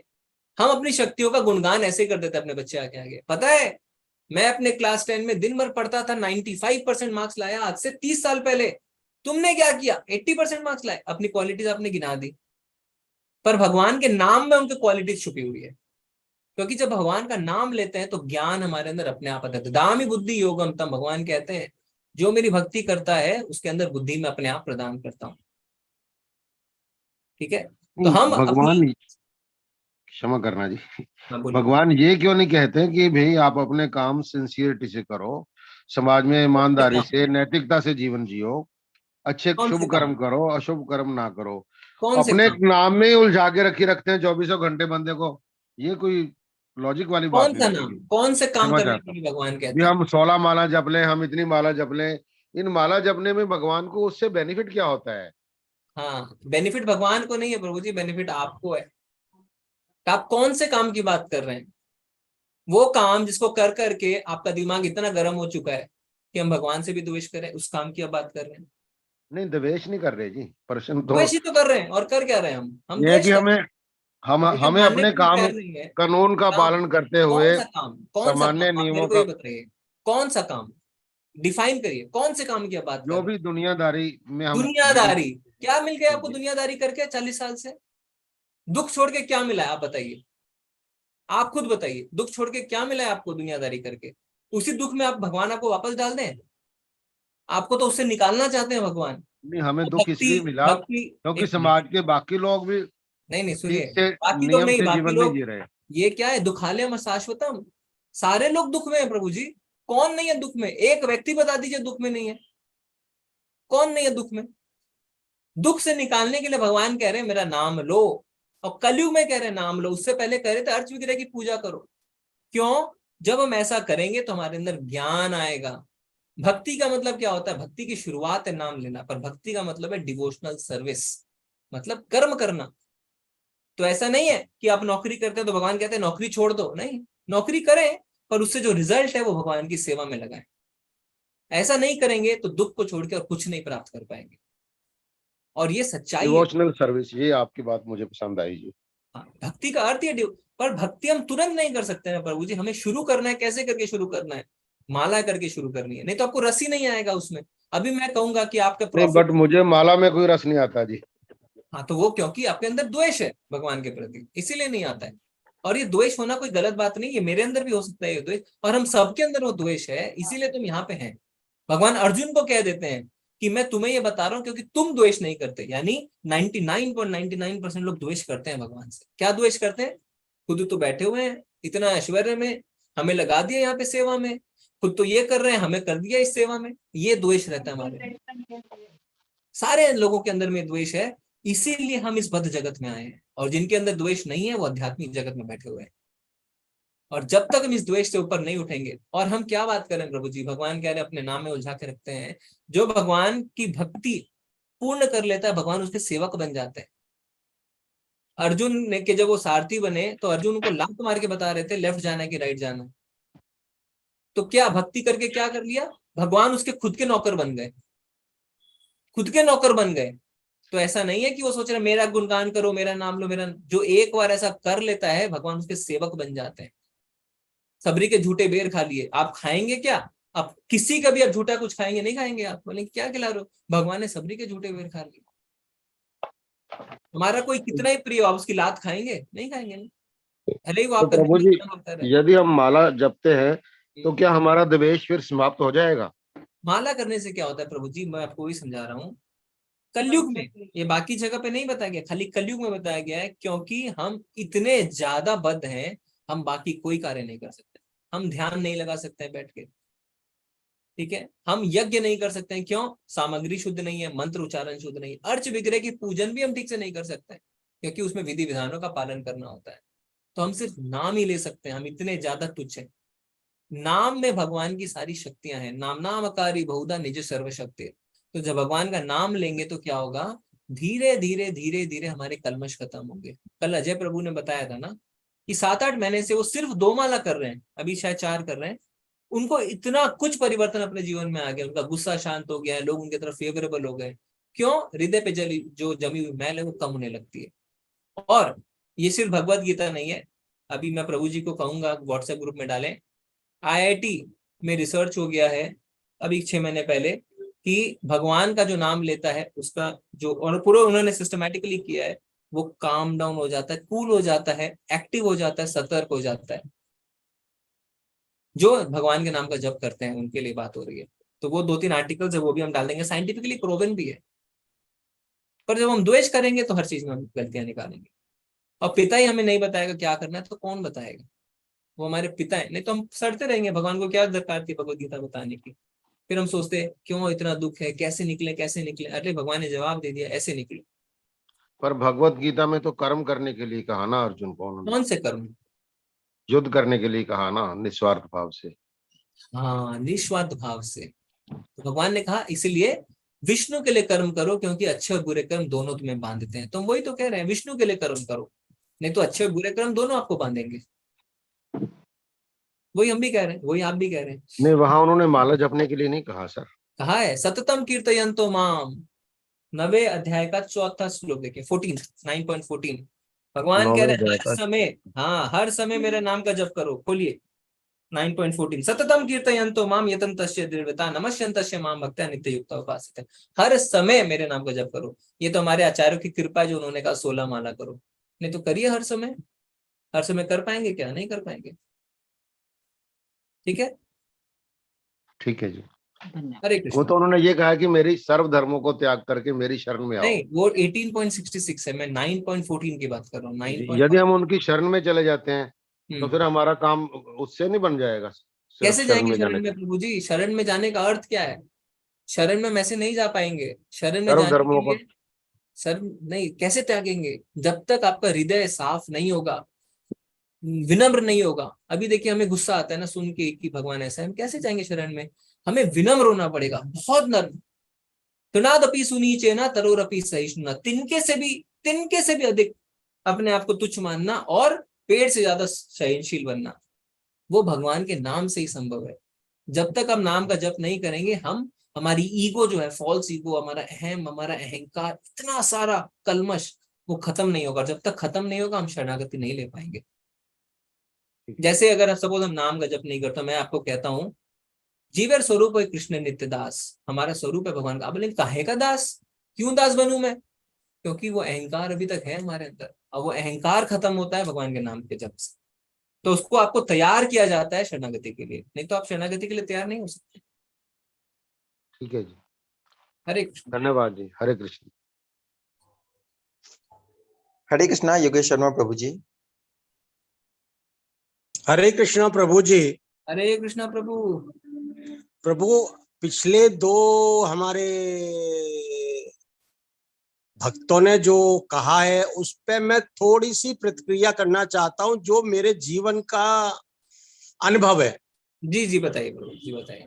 प्रभु जी, जो सब लोग सुन रहे हैं उनके लिए मैं थोड़ा सा पेशेंस रखूंगा। पहले तो हमें अपने आप पे विश्वास हो कि जो मैं कर रहा हूं वो सही है। जब तक आप कोई प्रभु में कोई भी चीज है घर में करें, जो हमारे मित्र ने अभी कहा कि कर्म, पहले तो कर्म जो है निष्काम कर्म, ये बड़ा समस्या है, आज तक हमें पता ही नहीं था। अगर हम देखें महाभारत जो है, अभी जब हम स्टूडेंट थे तब वो दूरदर्शन पे आती थी, तब से काफी लोगों को महाभारत और भगवत गीता के बारे में पता। पहले तो ग्रंथों के बारे में पता भी नहीं था लोगों को, अगर कहें तो न तो रामायण के बारे में न महाभारत के बारे में। और पहले जो थे, कलयुग तो पहले भी चल रहा था, लेकिन लोगों में द्वेष भावना और ये बहुत कम थी, ये निरंतर बढ़ता जा रहा है। और घर में जो लोगों के संस्कार हैं उनका बहुत प्रभाव पड़ता है। मैं अनुभव बता दूं, मेरे को सब कुछ पूजा वूजा करता था, लेकिन जब से मैंने ये आपके माध्यम से जुड़ा, मैं एक माला करता था, मैंने 16 मालाएं की एक महीने, और मेरा जो क्रोध था, मैं अपना अनुभव बता रहा हूं, बिल्कुल शांत हो गया। और जो मैं सोचता हूं, मैं ये नहीं सोचता हूं कि सब कुछ मैं, लेकिन मैं जो भी निष्काम सोचता हूं, प्रभु सबके वो काम हो रहे हैं, ये मेरा अनुभव है। जी और जी मुझे बिल्कुल द्वेष भावना किसी से नहीं है। अभी द्वेष की बात जो आई थी, द्वेष भावना बिल्कुल जैसे हमारे मित्र कह रहे थे कि हमें मन नहीं लगता है, मन आपका लगेगा जब आप निरंतर प्रयास करेंगे, अपने आप मन लगेगा। तो मेरा अनुभव है कि प्रभु को आप जैसे ना समर्पण भाव, अगर समर्पण आपने कर दिया, जो प्रभु करेंगे सब उसको स्वीकार करो। अगर गलत भी हो रहा है शायद उसमें कोई अच्छा ही है, फल की इच्छा बिना आप कीजिए, बहुत अच्छा लगेगा। और मैं सभी से क्षमा प्रार्थी हूं अगर मैंने कोई ऐसा कहा है। हमें प्रभु को अपने आप को समर्पण करना है, एक पॉजिटिव थिंकिंग लेके। नेगेटिव, अभी मैं सुन रहा था, किसी मेरे मित्र ने डाला था कि जो आप अपना, और इसमें भी आया, जैसा भाव रखते हो। अगर मैं दिन भर सोचूंगा ना गलत चीजों का तो गलत होगा, अगर मैं सोचूं गलत भी हो रहा है तो अच्छा हो रहा है, तो सब अच्छा ही होगा। ये हमारा थॉट प्रोसेस है। जी प्रभु, सच्चाई है प्रभु। हरे कृष्णा। इसी के साथ मैं अपनी वाणी को विराम देता हूँ प्रभु। धन्यवाद धन्यवाद प्रभु जी, बहुत बढ़िया। प्रभु जी ने अपना नीचे एक्सपीरियंस बताया, धन्यवाद प्रभु जी। जी प्रभु जी, और प्रश्न हम ले सकते हैं जी। हरे कृष्णा मितेश प्रभु जी। हरे कृष्णा सुमित प्रभु जी, गौरव प्रभु जी, और सबको यहाँ पे जितने भी प्रभु जी माता जी है, दंडवत प्रणाम। मेरा प्रभु जी क्विकली दो छोटा सा रिक्वेस्ट है। पहला रिक्वेस्ट तो प्रभु जी ये है कि काइंडली जो भी हमारे 4 युग है और हमारे कृष्णा जी के जितने भी रूप है, मैंने गूगल किया, विकिपीडिया भी किया, तो किसी में कुछ है, किसी में कुछ है, तो आप लोग के पास थोड़ा सा अच्छे से लिखा हुआ रहता है तो प्लीज ग्रुप में शेयर करिएगा। एंड दूसरा, एक आपसे एक छोटा सा क्वेरी था, मैं 1-2 दिन से हाथ खड़े करा था पर मेरा नंबर ही नहीं आ रहा था। तो कि अभी जैसे हम लोग कलयुग में है कि जैसे कृष्णा जी ने भी बोला है, हमने कई बार सुना है कि ये युद्ध हमारा, ये पूरी दुनिया समाप्त होगी, वो कलयुग का ये टाइम चल रहा है। तो अभी तो जैसे ग्लोबल वार्मिंग, वॉर्स काफी कुछ चल ही रहा है, ये हम लोग स्टार्ट कर ही चुके हैं कलयुग के अंत का। पर जो न्यूक्लियर वाला, जो फाइनली ह्यूमन काइंड, हम लोग मैनकाइंड जब न्यूक्लियर वाला स्टार्ट कर देंगे, so that will be the end of कलयुग, या फिर उसमें और भी कुछ है? क्योंकि और तो कुछ एक्स्ट्रा बचा नहीं है, या तो एलियंस बचे आने के लिए, या फिर ये वॉर वाला सिनेरियो बचा हुआ है। जी जी जी जी जी ठीक है। तो आपका जो पहला प्रश्न है प्रभु जी, आप एक काम करिए, vedabase.io में जाइए, उसमें Shrimad Bhagavatam first canto chapter 3, ठीक है, उसको पढ़ लीजिए, तो उससे आपको सारे भगवान के अवतारों के बारे में पता चलता है। अब आते हैं सेकंड क्वेश्चन। तो अभी कलयुग का अंत नहीं है, अभी तो कलयुग ठीक से शुरू भी नहीं हुआ है। कलयुग का टोटल स्पैन है 4,32,000 साल का, जिसमें हम सिर्फ 5,000 साल ही निकले। और ये संध्या है, संध्या का मतलब अभी द्वापर ठीक से खत्म नहीं हुआ है और कलयुग ठीक से शुरू नहीं हुआ, इसीलिए अर्च विग्रह पूजन अभी भी है, इसीलिए भगवान की भक्ति अभी बढ़ रही है और आने वाले 10,000 वर्षों तक बढ़ती रहेगी। आने वाले 10,000 वर्षों के बाद घोर कलयुग शुरू होगा और शास्त्र कहते हैं कि ऐसे समय में एसिड रेन्स होंगे, सारी वेजिटेशन खत्म हो जाएगी, कोई खाने को नहीं रहेगा, मनुष्य मनुष्य को खाएगा, बहुत है ना। और जो कली अवतार है भगवान का, कल की अवतार, वो अंत में आएगा, जब 4,32,000 का अंत तब आएगा, ठीक है। पर बीच में ऑफकोर्स जैसे चैतन्य महाप्रभु आए, भगवान की भक्ति के बारे में भगवान के, तो ये जो आने वाला 10,000 साल है, इसका हमें बहुत फायदा उठाना है और इसमें हमें भगवत धाम वापस लौट जाना है, नहीं तो फिर हमारा क्या हर्ष होगा हम खुद भी नहीं जान सकते, ठीक है। तो अभी कलयुग की शुरुआत है प्रभु जी, अभी अंत कहाँ है, ठीक है। अच्छा, thank you Prabhu ji. But वही हम मनुष्य उसको तक जाने दे 10,000 साल तक, तब वही बात है ना। हाँ, तो अभी आपको क्या चिंता करनी है, आप भगवान का नाम लीजिए ना, क्या पता इसी जन्म में पहुंच जाए भगवत धाम। धन्यवाद। हरे कृष्णा। हरे कृष्णा प्रियंका माता जी। हरे कृष्णा गुरु जी। हरे कृष्णा। गुरु जी, मेरा क्वेश्चन था कि जैसे गीता में लिखा है कि Krishna ji is the supreme God and all other gods are demigods, तो हमारे जो कुल देवी या फिर देवता है जिसकी हम पूजा हमको बचपन से ही पेरेंट्स ने सिखाई है करना, उनका नाम स्मरण करना, तो हमको किसकी पूजा करनी चाहिए फिर? जो आप कर कृष्णा रहे जी हैं की करनी चाहिए? जो आप कर रहे हैं वो करते रहिए माता जी, और उसके साथ आप भगवान की जो माला है वो जोड़ लीजिए अपने जीवन में, ठीक है। आप म्यूट हो गए, जो आप कर रहे हैं वो कंटिन्यू रखिए, ओके। अभी आपको कुछ छोड़ने की आवश्यकता नहीं है, जोड़िए, छोड़िए मत। रमेश प्रभु, हरे कृष्ण। हाँ, हरे कृष्णा प्रभु जी। ये जो आपने बताया कि जैसे जो मृत्यु के समय में होता है व्यक्ति, हम ये नहीं जान सकते कि वो प्रभु का नाम ले पा रहे हैं या नहीं ले पा रहे हैं। अगर हम जो उसके आसपास जो उसके व्यक्ति होंगे वो प्रभु का नाम जप रहे हैं, तो वो कहीं ना कहीं उसको फायदा देता है कि नहीं? हाँ बिल्कुल, जो दूसरे जप रहे हैं उससे श्रवणम हो रहा है, उसको आप याद दिलाने में मदद कर रहे हैं। इनफैक्ट भक्तों के घर में तो ऐसा ही होता है, जब कोई ऐसा बीमार है और टर्मिनली इल है, पता है कुछ समय में इसके प्राण निकल सकते हैं, तो सारे लोग पहुंच जाते हैं और भगवान के नाम का संकीर्तन करते रहते हैं। जी हरे। जी जी, हरे कृष्ण। हरे कृष्णा कृष्णा महतो प्रभु जी।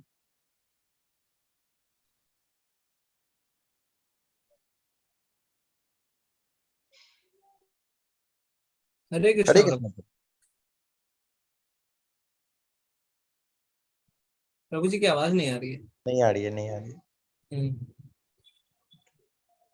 ठीक है प्रभु जी, मैं अच्छा ले लीजिए दोनों हैंड पे, फिर मैं चैट से ले लेता हूँ। हरे कृष्णा मधु माता जी।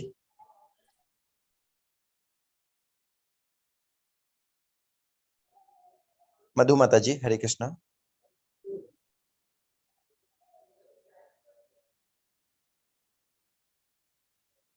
हरे कृष्णा यशवी माता जी। हरे कृष्णा प्रभु जी, दंडवत प्रणाम। प्रभु जी, जैसे अभी एक माता जी ने पूछा कि जैसे हम बचपन से, जैसे गणेश जी हैं, शिव जी हैं, इनकी हम बहुत ज्यादा बचपन से ही करते हैं इनका जप, इनके साथ हम कृष्ण का महामंत्र जो है वो भी हम करते हैं। बट आज का जो चैप्टर था प्रभु जी, जिसमें हमने सीखा कि अंत समय में हमें कृष्ण भगवान को ही याद करना है जी। तो प्रभु जी, अगर इसमें अगर जैसे गणेश जी बचपन से ही हैं, मतलब बहुत ज्यादा है, अगर हमने गणेश जी को याद किया या अगर हमने वाहिगुरु को जपा, तो क्या हम नहीं पहुंच पाएंगे भगवत धाम? प्रभु जी सॉरी इफ आई डोंट, मेरा क्वेश्चन, आपका प्रश्न बिल्कुल अच्छा है और आपका जवाब जो स्ट्रेट फॉरवर्ड जवाब है, आप नहीं पहुंच पाएंगे। क्यों नहीं पहुंच पाएंगे? क्योंकि आप दिल्ली की टिकट कटवा के बॉम्बे नहीं पहुंच सकते है ना। तो इसका जवाब भगवान देते हैं 9th चैप्टर के 25th श्लोका में 9.25। क्या लिखते हैं भगवान? यान्ति देवव्रता देवान् पितॄन् यान्ति पितृव्रता भूतानि यान्ति भूतेज्य यान्ति मद्याजिनो अपि माम। जो देवताओं की पूजा करते हैं वे देवताओं के बीच जन्म लेंगे, जो पितरों को पूजते हैं वे पितरों के पास जाते हैं, जो भूत प्रेतों की उपासना करते हैं वे उन्हीं के बीच जन्म लेते हैं, और जो मेरी पूजा करते हैं वो मेरे साथ निवास करते हैं। तो अगर हम देवी देवताओं की पूजा करेंगे तो उनके पास जाएंगे, दिल्ली की टिकट कटवाएंगे तो दिल्ली जाएंगे, बॉम्बे की टिकट कटवाएंगे तो बॉम्बे जाएंगे। ओके, ठीक है प्रभु जी। मतलब अंत समय में हमें सिर्फ कृष्णा जी को ही याद करना है, उनका ही चैंट करना है, उनका ही सिमरन करना है, तभी हम वापस कभी नहीं आएंगे। जी, क्योंकि सिर्फ उन्हीं का धाम है जहां से वापस नहीं आएंगे, बाकी सबसे हमें वापस आना पड़ेगा। सबसे हमें वापस आना पड़ेगा, क्योंकि देवी देवता कहाँ रहते हैं? स्वर्ग में। स्वर्ग में। ठीक है, ठीक है प्रभु जी, दंडवत प्रणाम, थैंक यू। मधु माता जी चैट से ले लेता हूँ एक बार। हाँ अच्छा, मधु माता जी आ गए। हाँ बोलिए माता जी। हरे कृष्णा प्रभु जी, दंडवत प्रणाम। प्रणाम माता जी। प्रभु जी, एक आज का लेक्चर आपका बहुत अच्छा था, और हमारी जो प्रॉब्लम है वो ये है कि कल हम लोग की कुछ आश्रय क्लास होती है तो हम आपका लेक्चर अटेंड नहीं कर पाएंगे, तो उसकी रिकॉर्डिंग आप भेज देंगे क्या? हाँ, अभी रिकॉर्डिंग तो प्रभु जी भेज रहे हैं, रोज ही भेज रहे हैं व्हाट्सएप ग्रुप में, उस लिंक से आप देख सकते हैं। अच्छा, और आज जो आपने एक वो ब्रह्म संहिता का एक श्लोक बताया था, तो उसको कैसे पढ़ा जाता है, उसकी मतलब ट्यून क्या रहती है, वो कुछ मिल पाएगा क्या हम लोग को? रिकॉर्डिंग जैसे प्रभु जी मतलब हम देखेंगे, अगर यूट्यूब में कोई रिकॉर्डिंग मिल जाएगी तो आपको 2-3 श्लोक की आ जाए ना, तो फिर वो ट्यून पता चल जाएगी, तो उस हाँ, सुर में याद कर सकते। हम यूट्यूब में खोज लेते हैं एक बार, फिर आपको भेज देते हैं। ठीक है प्रभु जी, थैंक यू सो मच। हरे कृष्णा। हरे कृष्णा। प्रभु जी एक बार मैं चैट से देख लेता हूँ। ओके, काफी बड़े बड़े प्रश्न हैं। माता जी कह रहे हैं अगर माला ना हो तो हाथों से काउंट करके हरे कृष्ण महामंत्र का जाप कर सकते हैं, क्योंकि मैं सिविल सर्विसेज एग्जाम की तैयारी कर रही हूँ।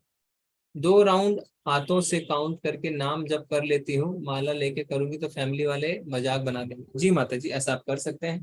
काफी यंगस्टर्स का ऐसा प्रॉब्लम होता है, उनको इच्छा करती है करने की, पर फैमिली वाले जो है ना, ऐसा उनको लगता है, तो अब उंगली में करिए, कोई बात नहीं है। और जब आपको पूर्ण विश्वास हो जाए, आप दृढ़ हो जाए, अब आप फैमिली वालों को समझा सकते हैं, हाँ मैं करती हूँ तो क्या हो गया, कोई दारू थोड़ी पी रही हूँ, भगवान का नाम ही ना ले रही हूँ, है ना। तो कोई गलत कार्य करता है तो उसमें तो हम जाने देते हैं, आजकल के बच्चे मॉडर्न है ना, गलत गलत कपड़े पहन के घर से निकलते हैं, गलत जगह जाते हैं, तो क्या हुआ, पर भगवान का नाम लेते हैं तो चिंता ज्यादा बढ़ जाती है उनकी। तो आप कर सकते हैं माता जी। ओके ओके, कृष्ण बुक की सॉफ्ट कॉपी नहीं मिली। हाँ, अब सुमित प्रभु जी आपके पास कृष्णा बुक है ना? मैंने कल डाला था सॉफ्ट कॉपी ग्रुप में। सविता माता जी चेक करिए आप ग्रुप, व्हाट्सएप ग्रुप, नहीं तो आप अपना नंबर पर्सनली अभी भेज दीजिए सुमित प्रभु को। मुझे सर्टिफिकेट मिला हुआ है, तो मेरा प्रश्न है इस बार के कोर्स में भी मुझे क्वेश्चन के आंसर देने होंगे? नहीं माता जी, नॉट रिक्वायर्ड। अभी एक बड़ा प्रश्न है, पहले मैं प्रश्न पढ़ता हूँ। मेरा मित्र है जिन्हें मैंने आपके प्रथम अध्याय का वीडियो दिखाया था, क्योंकि वो टीवी वीडियो में दिखाया को सही मान रहे थे। ओके ठीक है। उन्होंने मुझसे कुछ सवाल किए जिन्हें मैंने आंसर दिया। आप बता सकते हैं मैंने उनको सही बताया या नहीं? उन्होंने पूछा, जब श्री कृष्ण अर्जुन को गीता ज्ञान बता रहे थे तब समय रुक गया क्योंकि टीवी में दिखाया था। मैंने बताया अगर समय रुकता तो सबके लिए रुकता, संजय और धृतराष्ट्र के लिए भी, और समय रुकने का कहीं मेंशन नहीं है। फिर उन्होंने पूछा, तो जब अर्जुन को गीता ज्ञान दिया गया तो बाकी ने क्यों नहीं सुना? मैंने बताया 18.67 में श्री कृष्ण कहते हैं, मेरे ये ज्ञान उसको ही देना चाहिए जो मुझ में आसक्त ना हो, जो मुझ में आसक्त हो, इसलिए अर्जुन को बताया, बाकी को नहीं। फिर उन्होंने पूछा, तो बाकी ने क्यों नहीं सुना? पांडव श्री कृष्ण में ट्रस्ट करते थे। मैंने कहा क्योंकि श्री कृष्ण ने हर जगह मेंशन किया है अर्जुन मेरे प्रिय भक्त हैं। वो सेटिस्फाई नहीं हुए। ठीक है, आप अगर मार्ग दे सकते हैं तो कहिए। ठीक है, तो देखिए क्या है, सबसे पहले तो अच्छा लगा प्रभु जी बोल रहे हैं कि वो टीवी और वीडियो में जो देखते हैं उसी पर विश्वास करते हैं। काफी लोगों की ऐसी मेंटालिटी हो जाती है। टीवी पे आया है तो सही आया है, कोई फेस टू फेस बता रहा है तो वो गलत बता रहा है ना। तो प्रभु जी ने थोड़ी सी चतुराई लगाई और उनको वीडियो दिखा दिया। अभी क्या है, सबसे पहले प्रश्न का उत्तर हम देंगे, पर सबसे पहले हमें ये जानना है किसने सुना नहीं सुनना ये ज्यादा इंपॉर्टेंट नहीं है हमारे लिए। क्यों इंपॉर्टेंट है ये? चलिए मान भी लिया आपको इसका आंसर मिल गया, तो इससे क्या हासिल हो गया? आपको कोई हासिल नहीं होगा। इसने सुना उसने सुना, क्या फायदा है इसमें? अरे जो सुना वो आपको पता चल रहा है, उसको अपने जीवन में उतारना ये आवश्यक है। ठीक है, अब जहां तक ये प्रश्न की बात है प्रभु जी, ये प्रश्न जो है वो ग्रे एरिया वाला प्रश्न है, इसका ब्लैक एंड व्हाइट आंसर नहीं है। तो समय रुकने की जहां तक बात है, ऐसा कहीं मेंशन नहीं है कि समय रुक गया, पर साथ ही साथ ऐसा भी मेंशन नहीं है कि सारे लोग सुन रहे थे। दोनों चीजें हैं। तो अर्जुन ने इस ज्ञान को सुना साफ साफ, और बाकी वहां पे संजय जो है वो सुन रहे थे, दिव्य दृष्टि थी उनके पास, वो धृतराष्ट्र को बता रहे थे। पर बाकी पांडवों के सुनने का भी कोई मेंशन नहीं है, कौरवों के सुनने का भी कोई मेंशन नहीं है। तो लॉजिकली जो लगता है, अगर आप देखें कि उस समय में क्या हो रहा होगा, फिर ऐसा तो नहीं है कि सब देख रहे होंगे अरे कृष्ण और अर्जुन बात कर रहे हैं, कब बंद होगी इनकी बातें, नहीं। तो शायद हो सकता है कि समय रुक गया हो या बाकी चीजें फ्रीज हो गई हो, ऐसा पॉसिबल है। नहीं तो उस 40 मिनट में बाकी क्या कर रहे थे ये कहीं मेंशन नहीं है। तो हो सकता है, और कृष्ण जी ऐसा कर सकते हैं ना, क्योंकि उन्होंने बीच में जब युद्ध चल भी रहा था तब सूर्यास्त होने वाला था, फिर से उन्होंने जो है सूर्य ऊपर आ गया था। तो ये हो सकता है कि उस समय बाकी चीजें रुक गई हो, बाकी सब ना सुन पा रहे हो। ठीक है, तो ये संभव है प्रभु जी। ओके ओके, मैं बीके सिस्टर शिवानी को बहुत सुनती हूँ। वो बताते हैं कि घोर कलयुग शुरू हो गया है और अंत होने को है। यह बता रहे हैं कि कलयुग अभी शुरू हुआ है, और वो बताते हैं कि मनुष्य को मरने के बाद मनुष्य का ही जन्म मिलता है। आप बताएं कि पशु जन्म भी कर्मों से हिसाब से। हाँ, तो उनसे पूछिए माता जी। ऐसे तो हमें क्या ना, किसी का बोलना नहीं, जो भी कर रहे हैं हम शास्त्र से पढ़ा रहे हैं, हम अपने मन से कोई बुक नहीं छाप रहे हैं, है ना, जिसका नाम हम लिख रहे हैं ऊपर इस्कॉन भगवद गीता। कहीं भी कोई भी खोल के देख सकता है, श्लोकों को पढ़ सकता है, अन्य बात को पढ़ सकता है। शास्त्रों से अगर आपको बातें पता चल रही हैं, जो भी आपको चाहिए है चाहे को है, तो उनसे पूछिए कौन से शास्त्र में आपने पढ़ा है ऐसा, वो शास्त्र दिखाइए। मन से तो मनोधर्म से कोई कुछ भी बोल सकता है, और वो ऐसा हो सकता है पिछले 50 सालों से बोल रहे, आगे 50 साल में भी बोलेंगे मरने वाले मरने वाले मरने वाले, है ना। 2000 आया था तो लोग कह रहे हैं 2000 में दुनिया खत्म हो जाएगी, 2010 में दुनिया खत्म हो जाएगी, 2020 में दुनिया कहाँ खत्म हो रही है, अभी तो शुरुआत है। तो शास्त्रों में जो लिखा है उसके हिसाब से हमें जाना है, किसी के मनोधर्म के हिसाब से नहीं जाना है। तो उनसे पूछिए कि आप शास्त्र दिखाइए, अपनी पब्लिश्ड बुक मत दिखाइए, है ना, शास्त्र दिखाइए कहाँ पे क्या लिखा है। हम भगवान धाम को निष्काम कर्मयोग से कैसे जोड़े? जी माता जी, तो जब आप निष्काम कर्म शुरू करेंगे ना, तो ये योग सीढ़ी का सबसे पहला स्टेप है। तो योगा लैडर में था सबसे नीचे कर्म योग, जिसे निष्काम कर्म कहते हैं, फिर उसके ऊपर ज्ञान, फिर ध्यान, फिर भक्ति योग। तो निष्काम कर्म करते जाइए, फिर आप धीरे धीरे ज्ञान संलग्न में जाएंगे, फिर आपको लगेगा मैं अपने मन से पूरे भगवान में लगा दूं, फिर आप भक्ति करने लगेंगे। ठीक है, तो ये फर्स्ट स्टेप है निष्काम कर्म योग। मरने के बाद आत्मा कैसे डिसाइड होती है कि नरक में जाना है या देवलोक में? जी कार्तिक प्रभु, ये हम आगे के अध्यायों में देखेंगे कि ये आपके कर्मों पे डिपेंड करता है, आप किस गुण में है उस पर डिपेंड करता है, आपकी इच्छा पे डिपेंड करती है। ठीक है, तो तमोगुनी व्यक्ति के लिए भगवान कहते हैं कि वो पशु बनेगा, रजोगुनी व्यक्ति के लिए कहते हैं वो वापस मनुष्य जीवन में आएगा, इसी पृथ्वी पे जन्म लेगा, और सतोगुनी व्यक्ति के लिए कहते हैं कि वो ऊपरी लोकों में जाएगा, ऐसा बताते हैं। ओके, आज एक व्हाट्सएप में अननोन नंबर से मैसेज आया जिसमें श्रीमद् भगवद गीता परचेज करने के लिए भेजा है, क्या वो इस्कॉन का नंबर है? प्रभु जी मैं इस नंबर को नोट कर लेता हूँ, फिर हम देख लेंगे इसको बाद में। सुमित प्रभु, मैं एक नंबर भेज रहा हूँ आपको।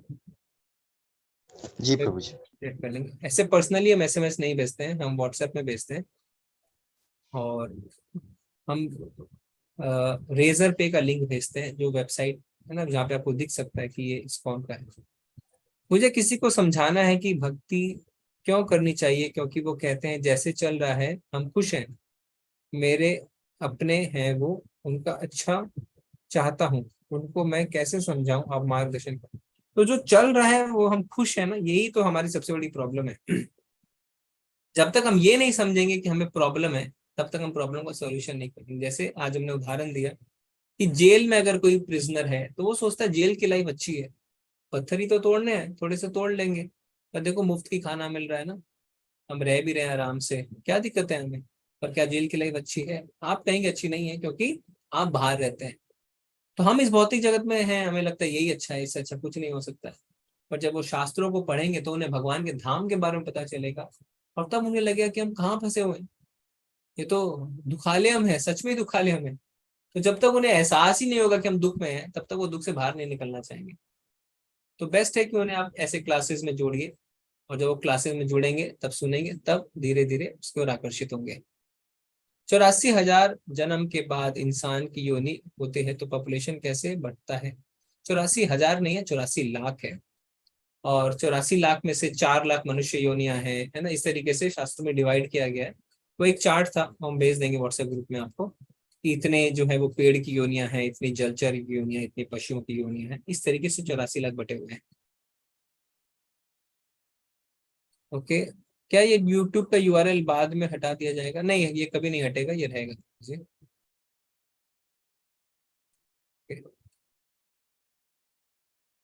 मेरी मैरिज को 5 साल हुए हैं, बट कोई भी संतान नहीं है। मैं मानती हूँ कि मेरे ही कुछ कर्म के फल हैं। मैं 16 राउंड्स करती हूँ, बट इन लॉज कहीं ना कहीं मंदिर जाने को बोलते हैं, कुछ उपाय करने को बोलते हैं, बट मेरे मन नहीं करता कुछ भी करने का, एक्सेप्ट चैंटिंग।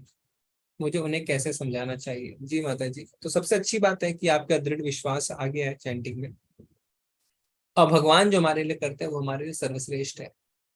तो इसमें एक उदाहरण आता है कि एक माँ को पुत्र की चाहत थी, पुत्र नहीं हो रहा था उन्हें, तो वो देवी देवताओं के पास जाते हैं, बहुत कुछ करते हैं, अंत में उन्हें पुत्र की प्राप्ति हो जाती है। पर जब बुढ़ापे में उन्हें सबसे ज्यादा आवश्यकता रहती है अपने बच्चे की सपोर्ट की, उस समय में वो बच्चा उन्हें छोड़ के चला जाता है। तो उनके मन में विचार आते हैं, अच्छा होता मेरा पुत्र ही ना होता। तो भगवान जो करते हैं वो हमारे लिए अच्छा करते हैं, क्योंकि वही हमारे लिए सर्वश्रेष्ठ है। पर कभी कभी हमारे रिश्तेदार इत्यादि नहीं समझते हैं, तो कुछ करना चाहते हैं, तो इसमें थोड़ा बैलेंस्ड अप्रोच लेना चाहिए।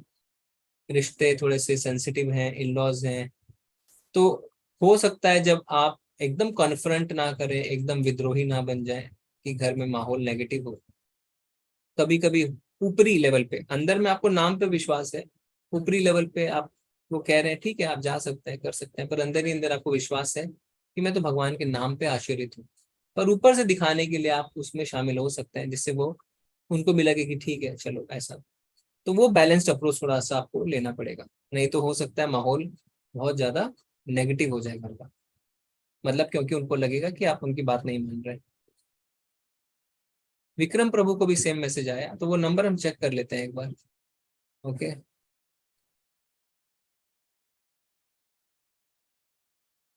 प्रभु जी जो मैसेज आपके पास आया, किनके पास आया था, उनको अनम्यूट करिए एक बार। कृष्णा महतो प्रभु, हरे कृष्णा प्रभु, कृष्णा महतो प्रभु, हरे कृष्णा। तो प्रभु की आवाज नहीं आ रही एक्चुअली ना। प्रभु जी वो SMS जो आया ना आपके पास, वो आप एक बार भेज दीजिए, या मेरे को या सुमित प्रभु को, ठीक है, हम देख लेते हैं। आपको कोई पर्सनल SMS से कुछ भी करने की आवश्यकता नहीं है, आपके पास व्हाट्सएप में आना चाहिए और उसको रेजर पे लिंक होना चाहिए, ठीक है, तभी आप उस पर एक्शन लीजिए। कहीं ऐसा है कि विक्रम प्रभु आपके पास कौन से नंबर से आया है वो भी आप बताइए, और वो क्या मैसेज है वो भेजिए। विक्रम प्रभु को अनम्यूट करते हैं एक बार, ओके। हरे कृष्णा प्रभु। हरे कृष्णा प्रभु जी, जी भेजता हूँ प्रभु, प्रभु जी मैं। तो ये आपको कौन से नंबर से आया है? एक सेकंड प्रभु जी, 9911123823। 9911। जी प्रभु जी, इसमें रेजर पे का ही लिंक है पे करने के लिए। ओह अच्छा, हाँ हाँ, रेजर पे का लिंक है ना, वो पूरा हाँ। बड़ा सा मैसेज है, सेट 1 सेट 2 ऐसे करके। नहीं नहीं नहीं नहीं, सेट 1 सेट 2 तो नहीं है। मैं आपको एक बार मैसेज में डालता हूँ चैट में। हाँ चैट में डाल दीजिए, हम देख लेते हैं एक बार। ओके, हाँ शंकर प्रभु जी आप 2 टाइम का क्लास ज्वाइन कर सकते हैं। सुचेंद्र प्रभु जी को भी मैसेज आया है, व्हाट्सएप में आया ना, तो व्हाट्सएप में सुचेंद्र प्रभु जी आप भी डालिए पर चैट में क्या मैसेज आया है। विनीता माता जी के पास एक मैसेज आया है। पूनम त्यागी माता जी ने मैसेज भेजा है। अच्छा, एक मिनट, मैंने चैट में डाला है प्रभु जी। मैं एक बार चेक कर लेता हूँ, आपसे होल्ड पर रहिए।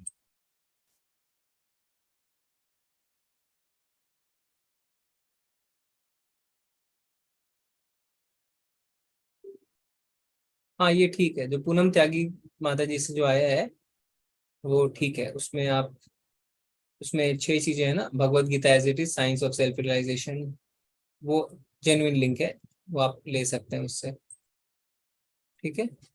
क्योंकि उसमें आप देखिए नीचे नामदास जो हमारे प्रेसिडेंट है और सचिदानंद प्रभु का भी नंबर है। हाँ ये जेन्युइन लिंक है। और कृष्ण महातो प्रभु आपके पास जो जिस नंबर से आया ना, उस मैसेज को भी अगर आप डाल दीजिए। भूमिका माता जी ये नंबर सही है जो आपके पास आया है। हाँ ये सारे मैसेजेस ठीक आए हैं, हाँ कोई दिक्कत नहीं है। आई थिंक ये क्या है ना प्रभु जी, ये हमारी एक बैकग्राउंड में एक सेवा है, तो वो पर्सनली सबको मैसेज करते हैं VFS, तो वो आपको कोई उसमें डरने की आवश्यकता नहीं है।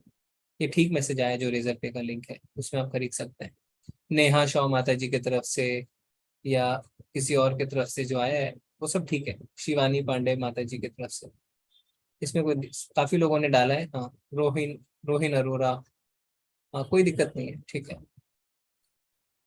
ठीक है, कोई दिक्कत नहीं है। आप सब इस, ये जेन्युइन लिंक है, ठीक है। रेजर पे का जो लिंक है वो जेन्युइन लिंक है, उससे आप खरीद सकते हैं अगर आप चाहें तो। जी प्रभु जी, अभी क्योंकि वो VFS में सारे है ना, ये सारे वॉलंटियर्स हैं, वो अपनी सेवा दे रहे हैं, पर्सनली आपको मैसेज करो। पर अच्छी बात है, हमें केयरफुल रहना चाहिए थोड़ा। जी सुमित प्रभु, थोड़ा हम प्रश्न ले सकते हैं। हरे कृष्णा अमृता माता जी। कृष्णा, हरे कृष्णा प्रभु जी। हरे कृष्ण। धन्यवाद धन्यवाद, प्रणाम।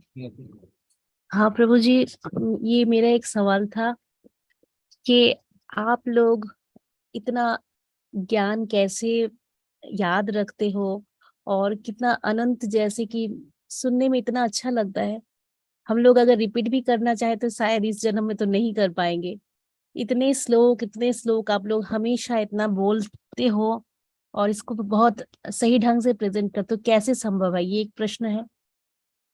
और दूसरी बात है कि मैं, अगर हम किसी को चाहते हैं कि ये इस जगह से दीक्षा ले, तो क्या ये उनको हमारी ओर से ये प्रेरणा देनी चाहिए या फिर वो उनका अपना प्रारब्ध होगा कि उन्हें कहाँ से दीक्षा मिलेगी?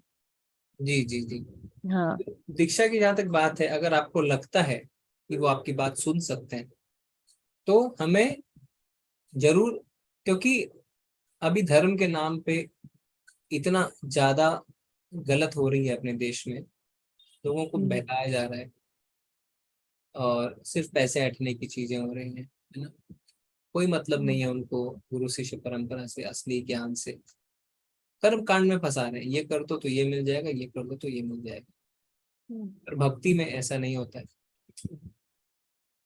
तो अगर आपको लगता है कि वो आपकी बात सुन सकते हैं तो आप उनको बोलिए, और अगर आपको लगता है कि वो नहीं सुनेंगे तो कोई आवश्यकता नहीं है बोलने की, क्योंकि भगवान कहते भी हैं कि सबको आपको बताने की आवश्यकता नहीं है, ये गोपनीय ज्ञान है।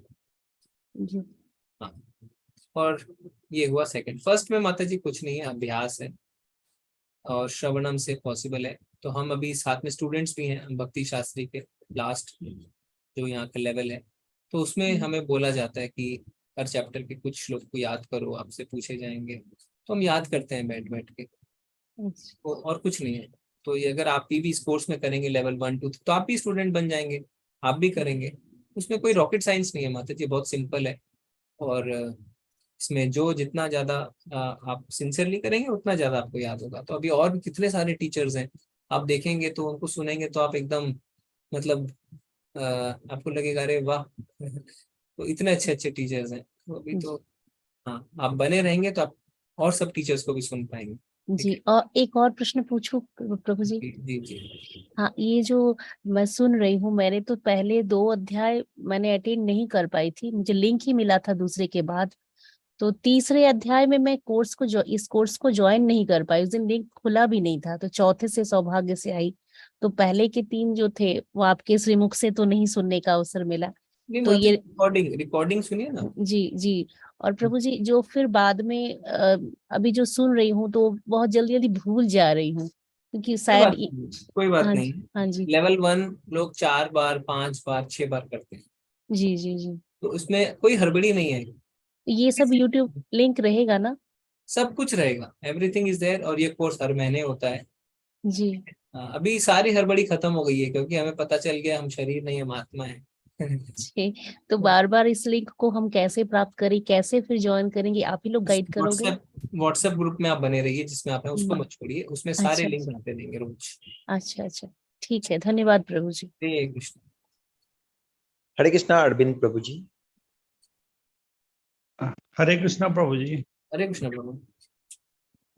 प्रभु जी जैसे हम नोइंगली और अननोइंगली जो इंसेक्ट्स लोग को मार देते हैं, जैसे चींटियां मकड़ी ये सब, और वो हमको एक गिल्ट रहता है हमेशा कि भाई हम उनका कुछ कर नहीं सकते, लेकिन हम सैकड़ों मतलब की तादाद में मार रहे हैं ऐसे। तो ये गिल्ट को कैसे मतलब कम करें या खत्म करें? जैसे कि गिल्ट खत्म होगा जब आपका एक्शन खत्म होगा। नहीं, अभी अभी अननोइंगली इवन अभी knowingly in the sense kitchen में सिंक में है, कहीं अपन पानी डाल रहे हैं, अब चिड़ियां मर जा रही हैं, अब उसको तो इनको तो कहीं नहीं रिमूव कर सकते ना जी जी जी, सही बात है प्रभु जी। तो ये होगा, इसीलिए हम जो सोचते हैं कि हम पापों से मुक्त जीवन व्यतीत करें, ये बिल्कुल संभव नहीं है। पाप होंगे, यहाँ तक कि पेड़ से हम तोड़ के फल खाते हैं, पुष्प तोड़ते हैं, कोई कोई तो पेड़ ही खाए जाते हैं ना, जैसे फॉर एग्जाम्पल पालक है ना, जी।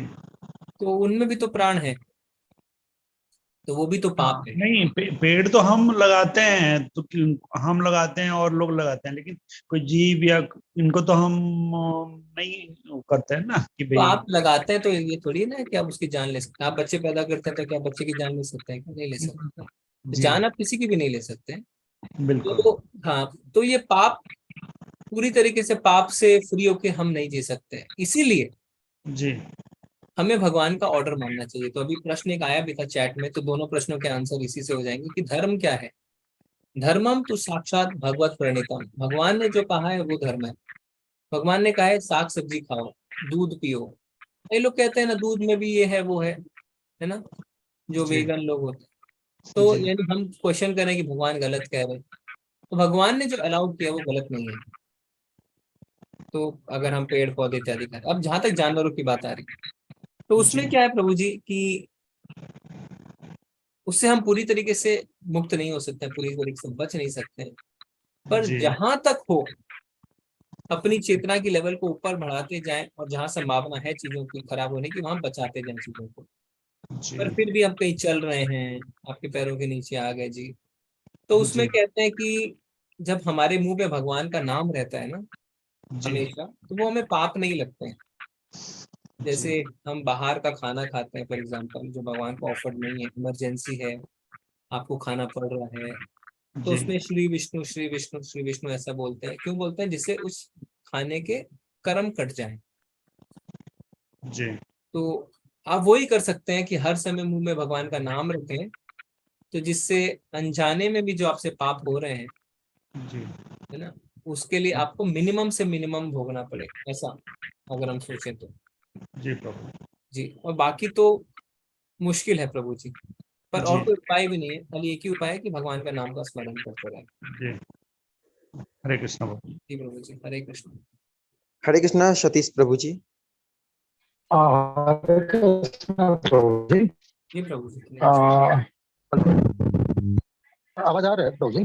जी जी प्रभु जी, मेन चीज है कि शुरू से तो मैं किसी संस्था के साथ या किसी के साथ नहीं जुड़ा था, तो इसका इंटरेस्ट था मेरे वाइफ का। तो धीरे धीरे मेरा भी इंटरेस्ट आया, मैं जानने लगा कि क्या है क्या नहीं है। उसके बाद पहला बैच में 35 बैच में मैं ज्वाइन किया, मेरे वाइफ ने 36 बैच में ज्वाइन किए, अभी ज्वाइन किए हैं। तो धीरे धीरे मैं किताब वगैरह भी मंगा लिया है, तो अच्छा भी लग रहा है, सब कुछ अच्छा लग रहा है, तो बहुत कुछ जानने को मिल रहा है। मेरा एक क्वेश्चन है कि अगर जैसे किताब आ जाएगा, मैं भगवत गीता पढ़ना चालू करूंगा, दूसरा किताब भी पढ़ना चालू करूंगा, तो जहाँ डाउट होगा मैं कैसे क्लियर कर सकता हूँ? जी जी जी। तो क्या होगा, जैसे अभी ये लेवल 1 का कोर्स है, अभी लेवल 2 में क्या होगा, और डिटेल पढ़ाई होगी, एक हफ्ते में एक अध्याय होगा। जी तो इसके बाद ये अब आपकी जो जर्नी शुरू हो गई है, अगर आप चाहें तो इसको कंटिन्यू कर सकते हैं। लेवल 2 में एडमिशन ले सकते हैं और सारा फ्री है। लेवल 2, लेवल 3, लेवल 4, लेवल 5 सारे फ्री हैं, इसमें कोई भी चार्जेस नहीं है। तो आप इसमें फिर लेवल 2 में शामिल होंगे तो भगवत गीता डिटेल में पढ़ाई जाएगी, जहाँ पे आपको तात्पर्य पढ़ाए जाएंगे, हर श्लोक पढ़ाया जाएगा। फिर लेवल 3 में वापस भगवत गीता पढ़ेंगे। तो ऐसे भगवत गीता आप 3-4 बार पढ़ लेंगे और तब तक आपके सारे डाउट्स क्लियर होते चले जाएंगे। ठीक है प्रभु जी, तो आपको ये मौका मिलता रहेगा। और एक क्वेश्चन है प्रभु जी, जैसे जी लाइफ तो हम कर्म लाइफ में तो आप जानते हैं, परिवार के लिए टाइम देना पड़ता है, लेकिन बहुत सा कुछ टाइम मिलता है हम लोग का, जैसे फ्री टाइम। तो ये तो इतना हो गया कि अभी गृहस्थ जीवन खत्म होकर हम वानप्रस्थ जीवन में कर रहे, कुछ भगवान के लिए काम करना चाहिए। तो कभी कभार अगर टाइम मिलता है तो अगर जो है कीर्तन वगैरह करना चाहते हैं या आपकी भक्त मंडली में शामिल होना चाहते हैं, हमेशा के लिए देख कि जो टाइम ये हो रहा है, बच रहा है, हम उसमें देना चाहते हैं। हाँ आ सकते हैं, अभी आ सकते हैं अभी भी, जैसे हाँ आ सकते हैं। अभी हमारा मंदिर बन रहा है, नया बन रहा है, तो उसमें बहुत सेवा की दरकार है। आप पहले जुड़िए, पहले मालाएं बढ़ाइए अपनी, फिर धीरे धीरे हम संपर्क में रहेंगे, आप सेवा देने आ सकते हैं। 10 तक ले लिया हूँ मैंने, 10 तक पर डे 10 तक करता हूँ मैं, 10 माला कर रहा हूँ। बहुत बढ़िया। तो आप थोड़ा रेगुलर करिए और टच में रहिए, कोर्सेज में ज्वाइन रहिए, फिर मतलब महामंत्र का बजता रहता है। और मेरा छोटी बेटी जो 6 साल की बेटी है, वो भी महामंत्र सीख गया है सुन सुन के मेरे से। वो भी दिन भर बोलती रहती है वो भी। तो थोड़ा सा बड़ी होगी तो उसको भी मैं इसे ये करूंगा, क्लास में ज्वाइन कराऊंगा। बहुत बढ़िया प्रभु जी, बहुत बढ़िया। कहाँ रहते हैं आप प्रभु जी? मैं प्रभु जी उड़ीसा में मेरा घर है, लेकिन अभी उत्तर प्रदेश में मेरा नौकरी है। अच्छा अच्छा। सेवा करना चाहता हूँ, जितना टाइम मिलता है, चाहे साल में 1 महीना हो, चाहे जो भी हो, तो मैं चाहता हूँ थोड़ा कीर्तन करूँ, कुछ सेवा करूँ। मेरे मन में बहुत इच्छा है, क्योंकि मैं अपनी सब कुछ जानने के बाद ही ईश्वर में ज्वाइन किया हूँ। ऐसा नहीं कि हर गुरु के पास घूम घूम के आया हूँ। मैं बहुत दिन देखा हूँ, नहीं अच्छा लगा आपका ये सब, बहुत कुछ अच्छा लगा मेरे को। इसका मेरा अपना पर्सनल इंटरेस्ट हो, नहीं ईश्वर में ज्वाइन करूंगा अभी मैं। और मेरे मैडम को तो पहले से इच्छा था, लेकिन वो शायद कुछ ये वजह से 35 ग्रुप में मेरे साथ ज्वाइन नहीं कर पाए, लेकिन 36 ग्रुप में ज्वाइन कर लिए वो। जी जी, वैसे भी भगवान जगन्नाथ की कृपा रहती है उड़ीसा के लोगों पे। तो आप लोग भक्ति का ऐसे भी टेस्ट लग जाता है, जगन्नाथ जी बहुत कृपालु हैं। ठीक है प्रभु जी, हरे कृष्णा। हरे कृष्णा नवीन प्रभु जी। हरे कृष्णा प्रभु जी। हरे कृष्णा प्रभु। मेरा प्रश्न है कि जो ये ज्ञान है भगवत गीता का, ये केवल मनुष्य के लिए कि सभी जानवर, पेड़ पौधे, सभी के लिए?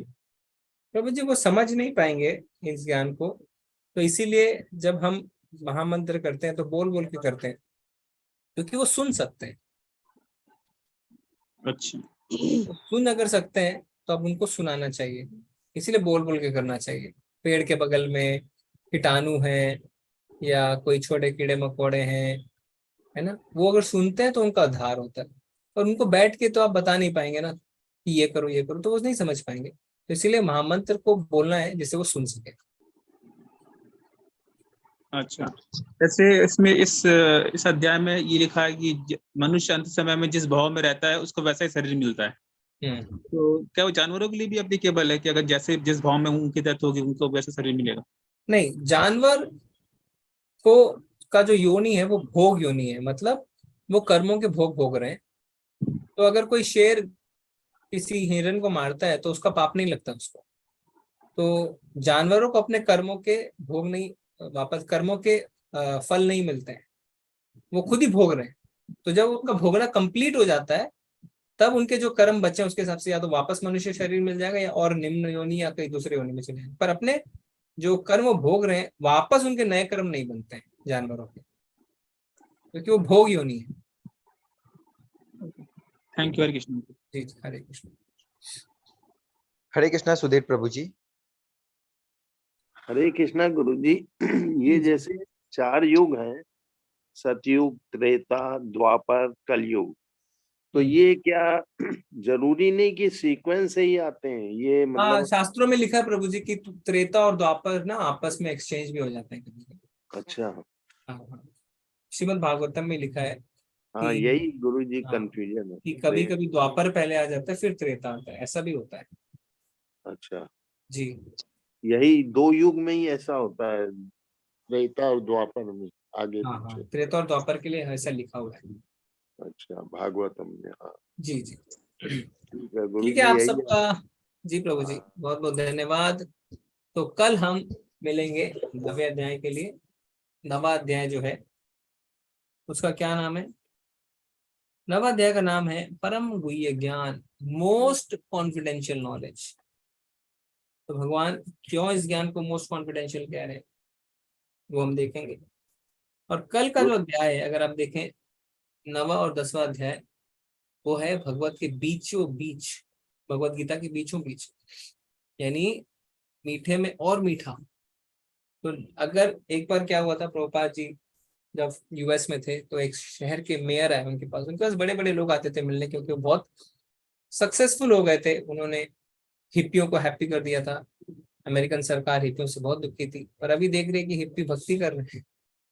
तो प्रभुपाद जी के पास आते हैं सारे लोग, क्या कर रहे हैं आप, कैसे कर रहे हैं? तो मेयर आते हैं और कहते हैं कि भगवत गीता का अगर कोई एक अध्याय आप मुझे बताना चाहें जिसका मैं रोज पठन कर सकूं, क्योंकि मेरे पास इतना समय नहीं है कि मैं सारे अध्याय का पठन कर सकूं। प्रभुपाद जी कहते हैं 9वें अध्याय का पठन।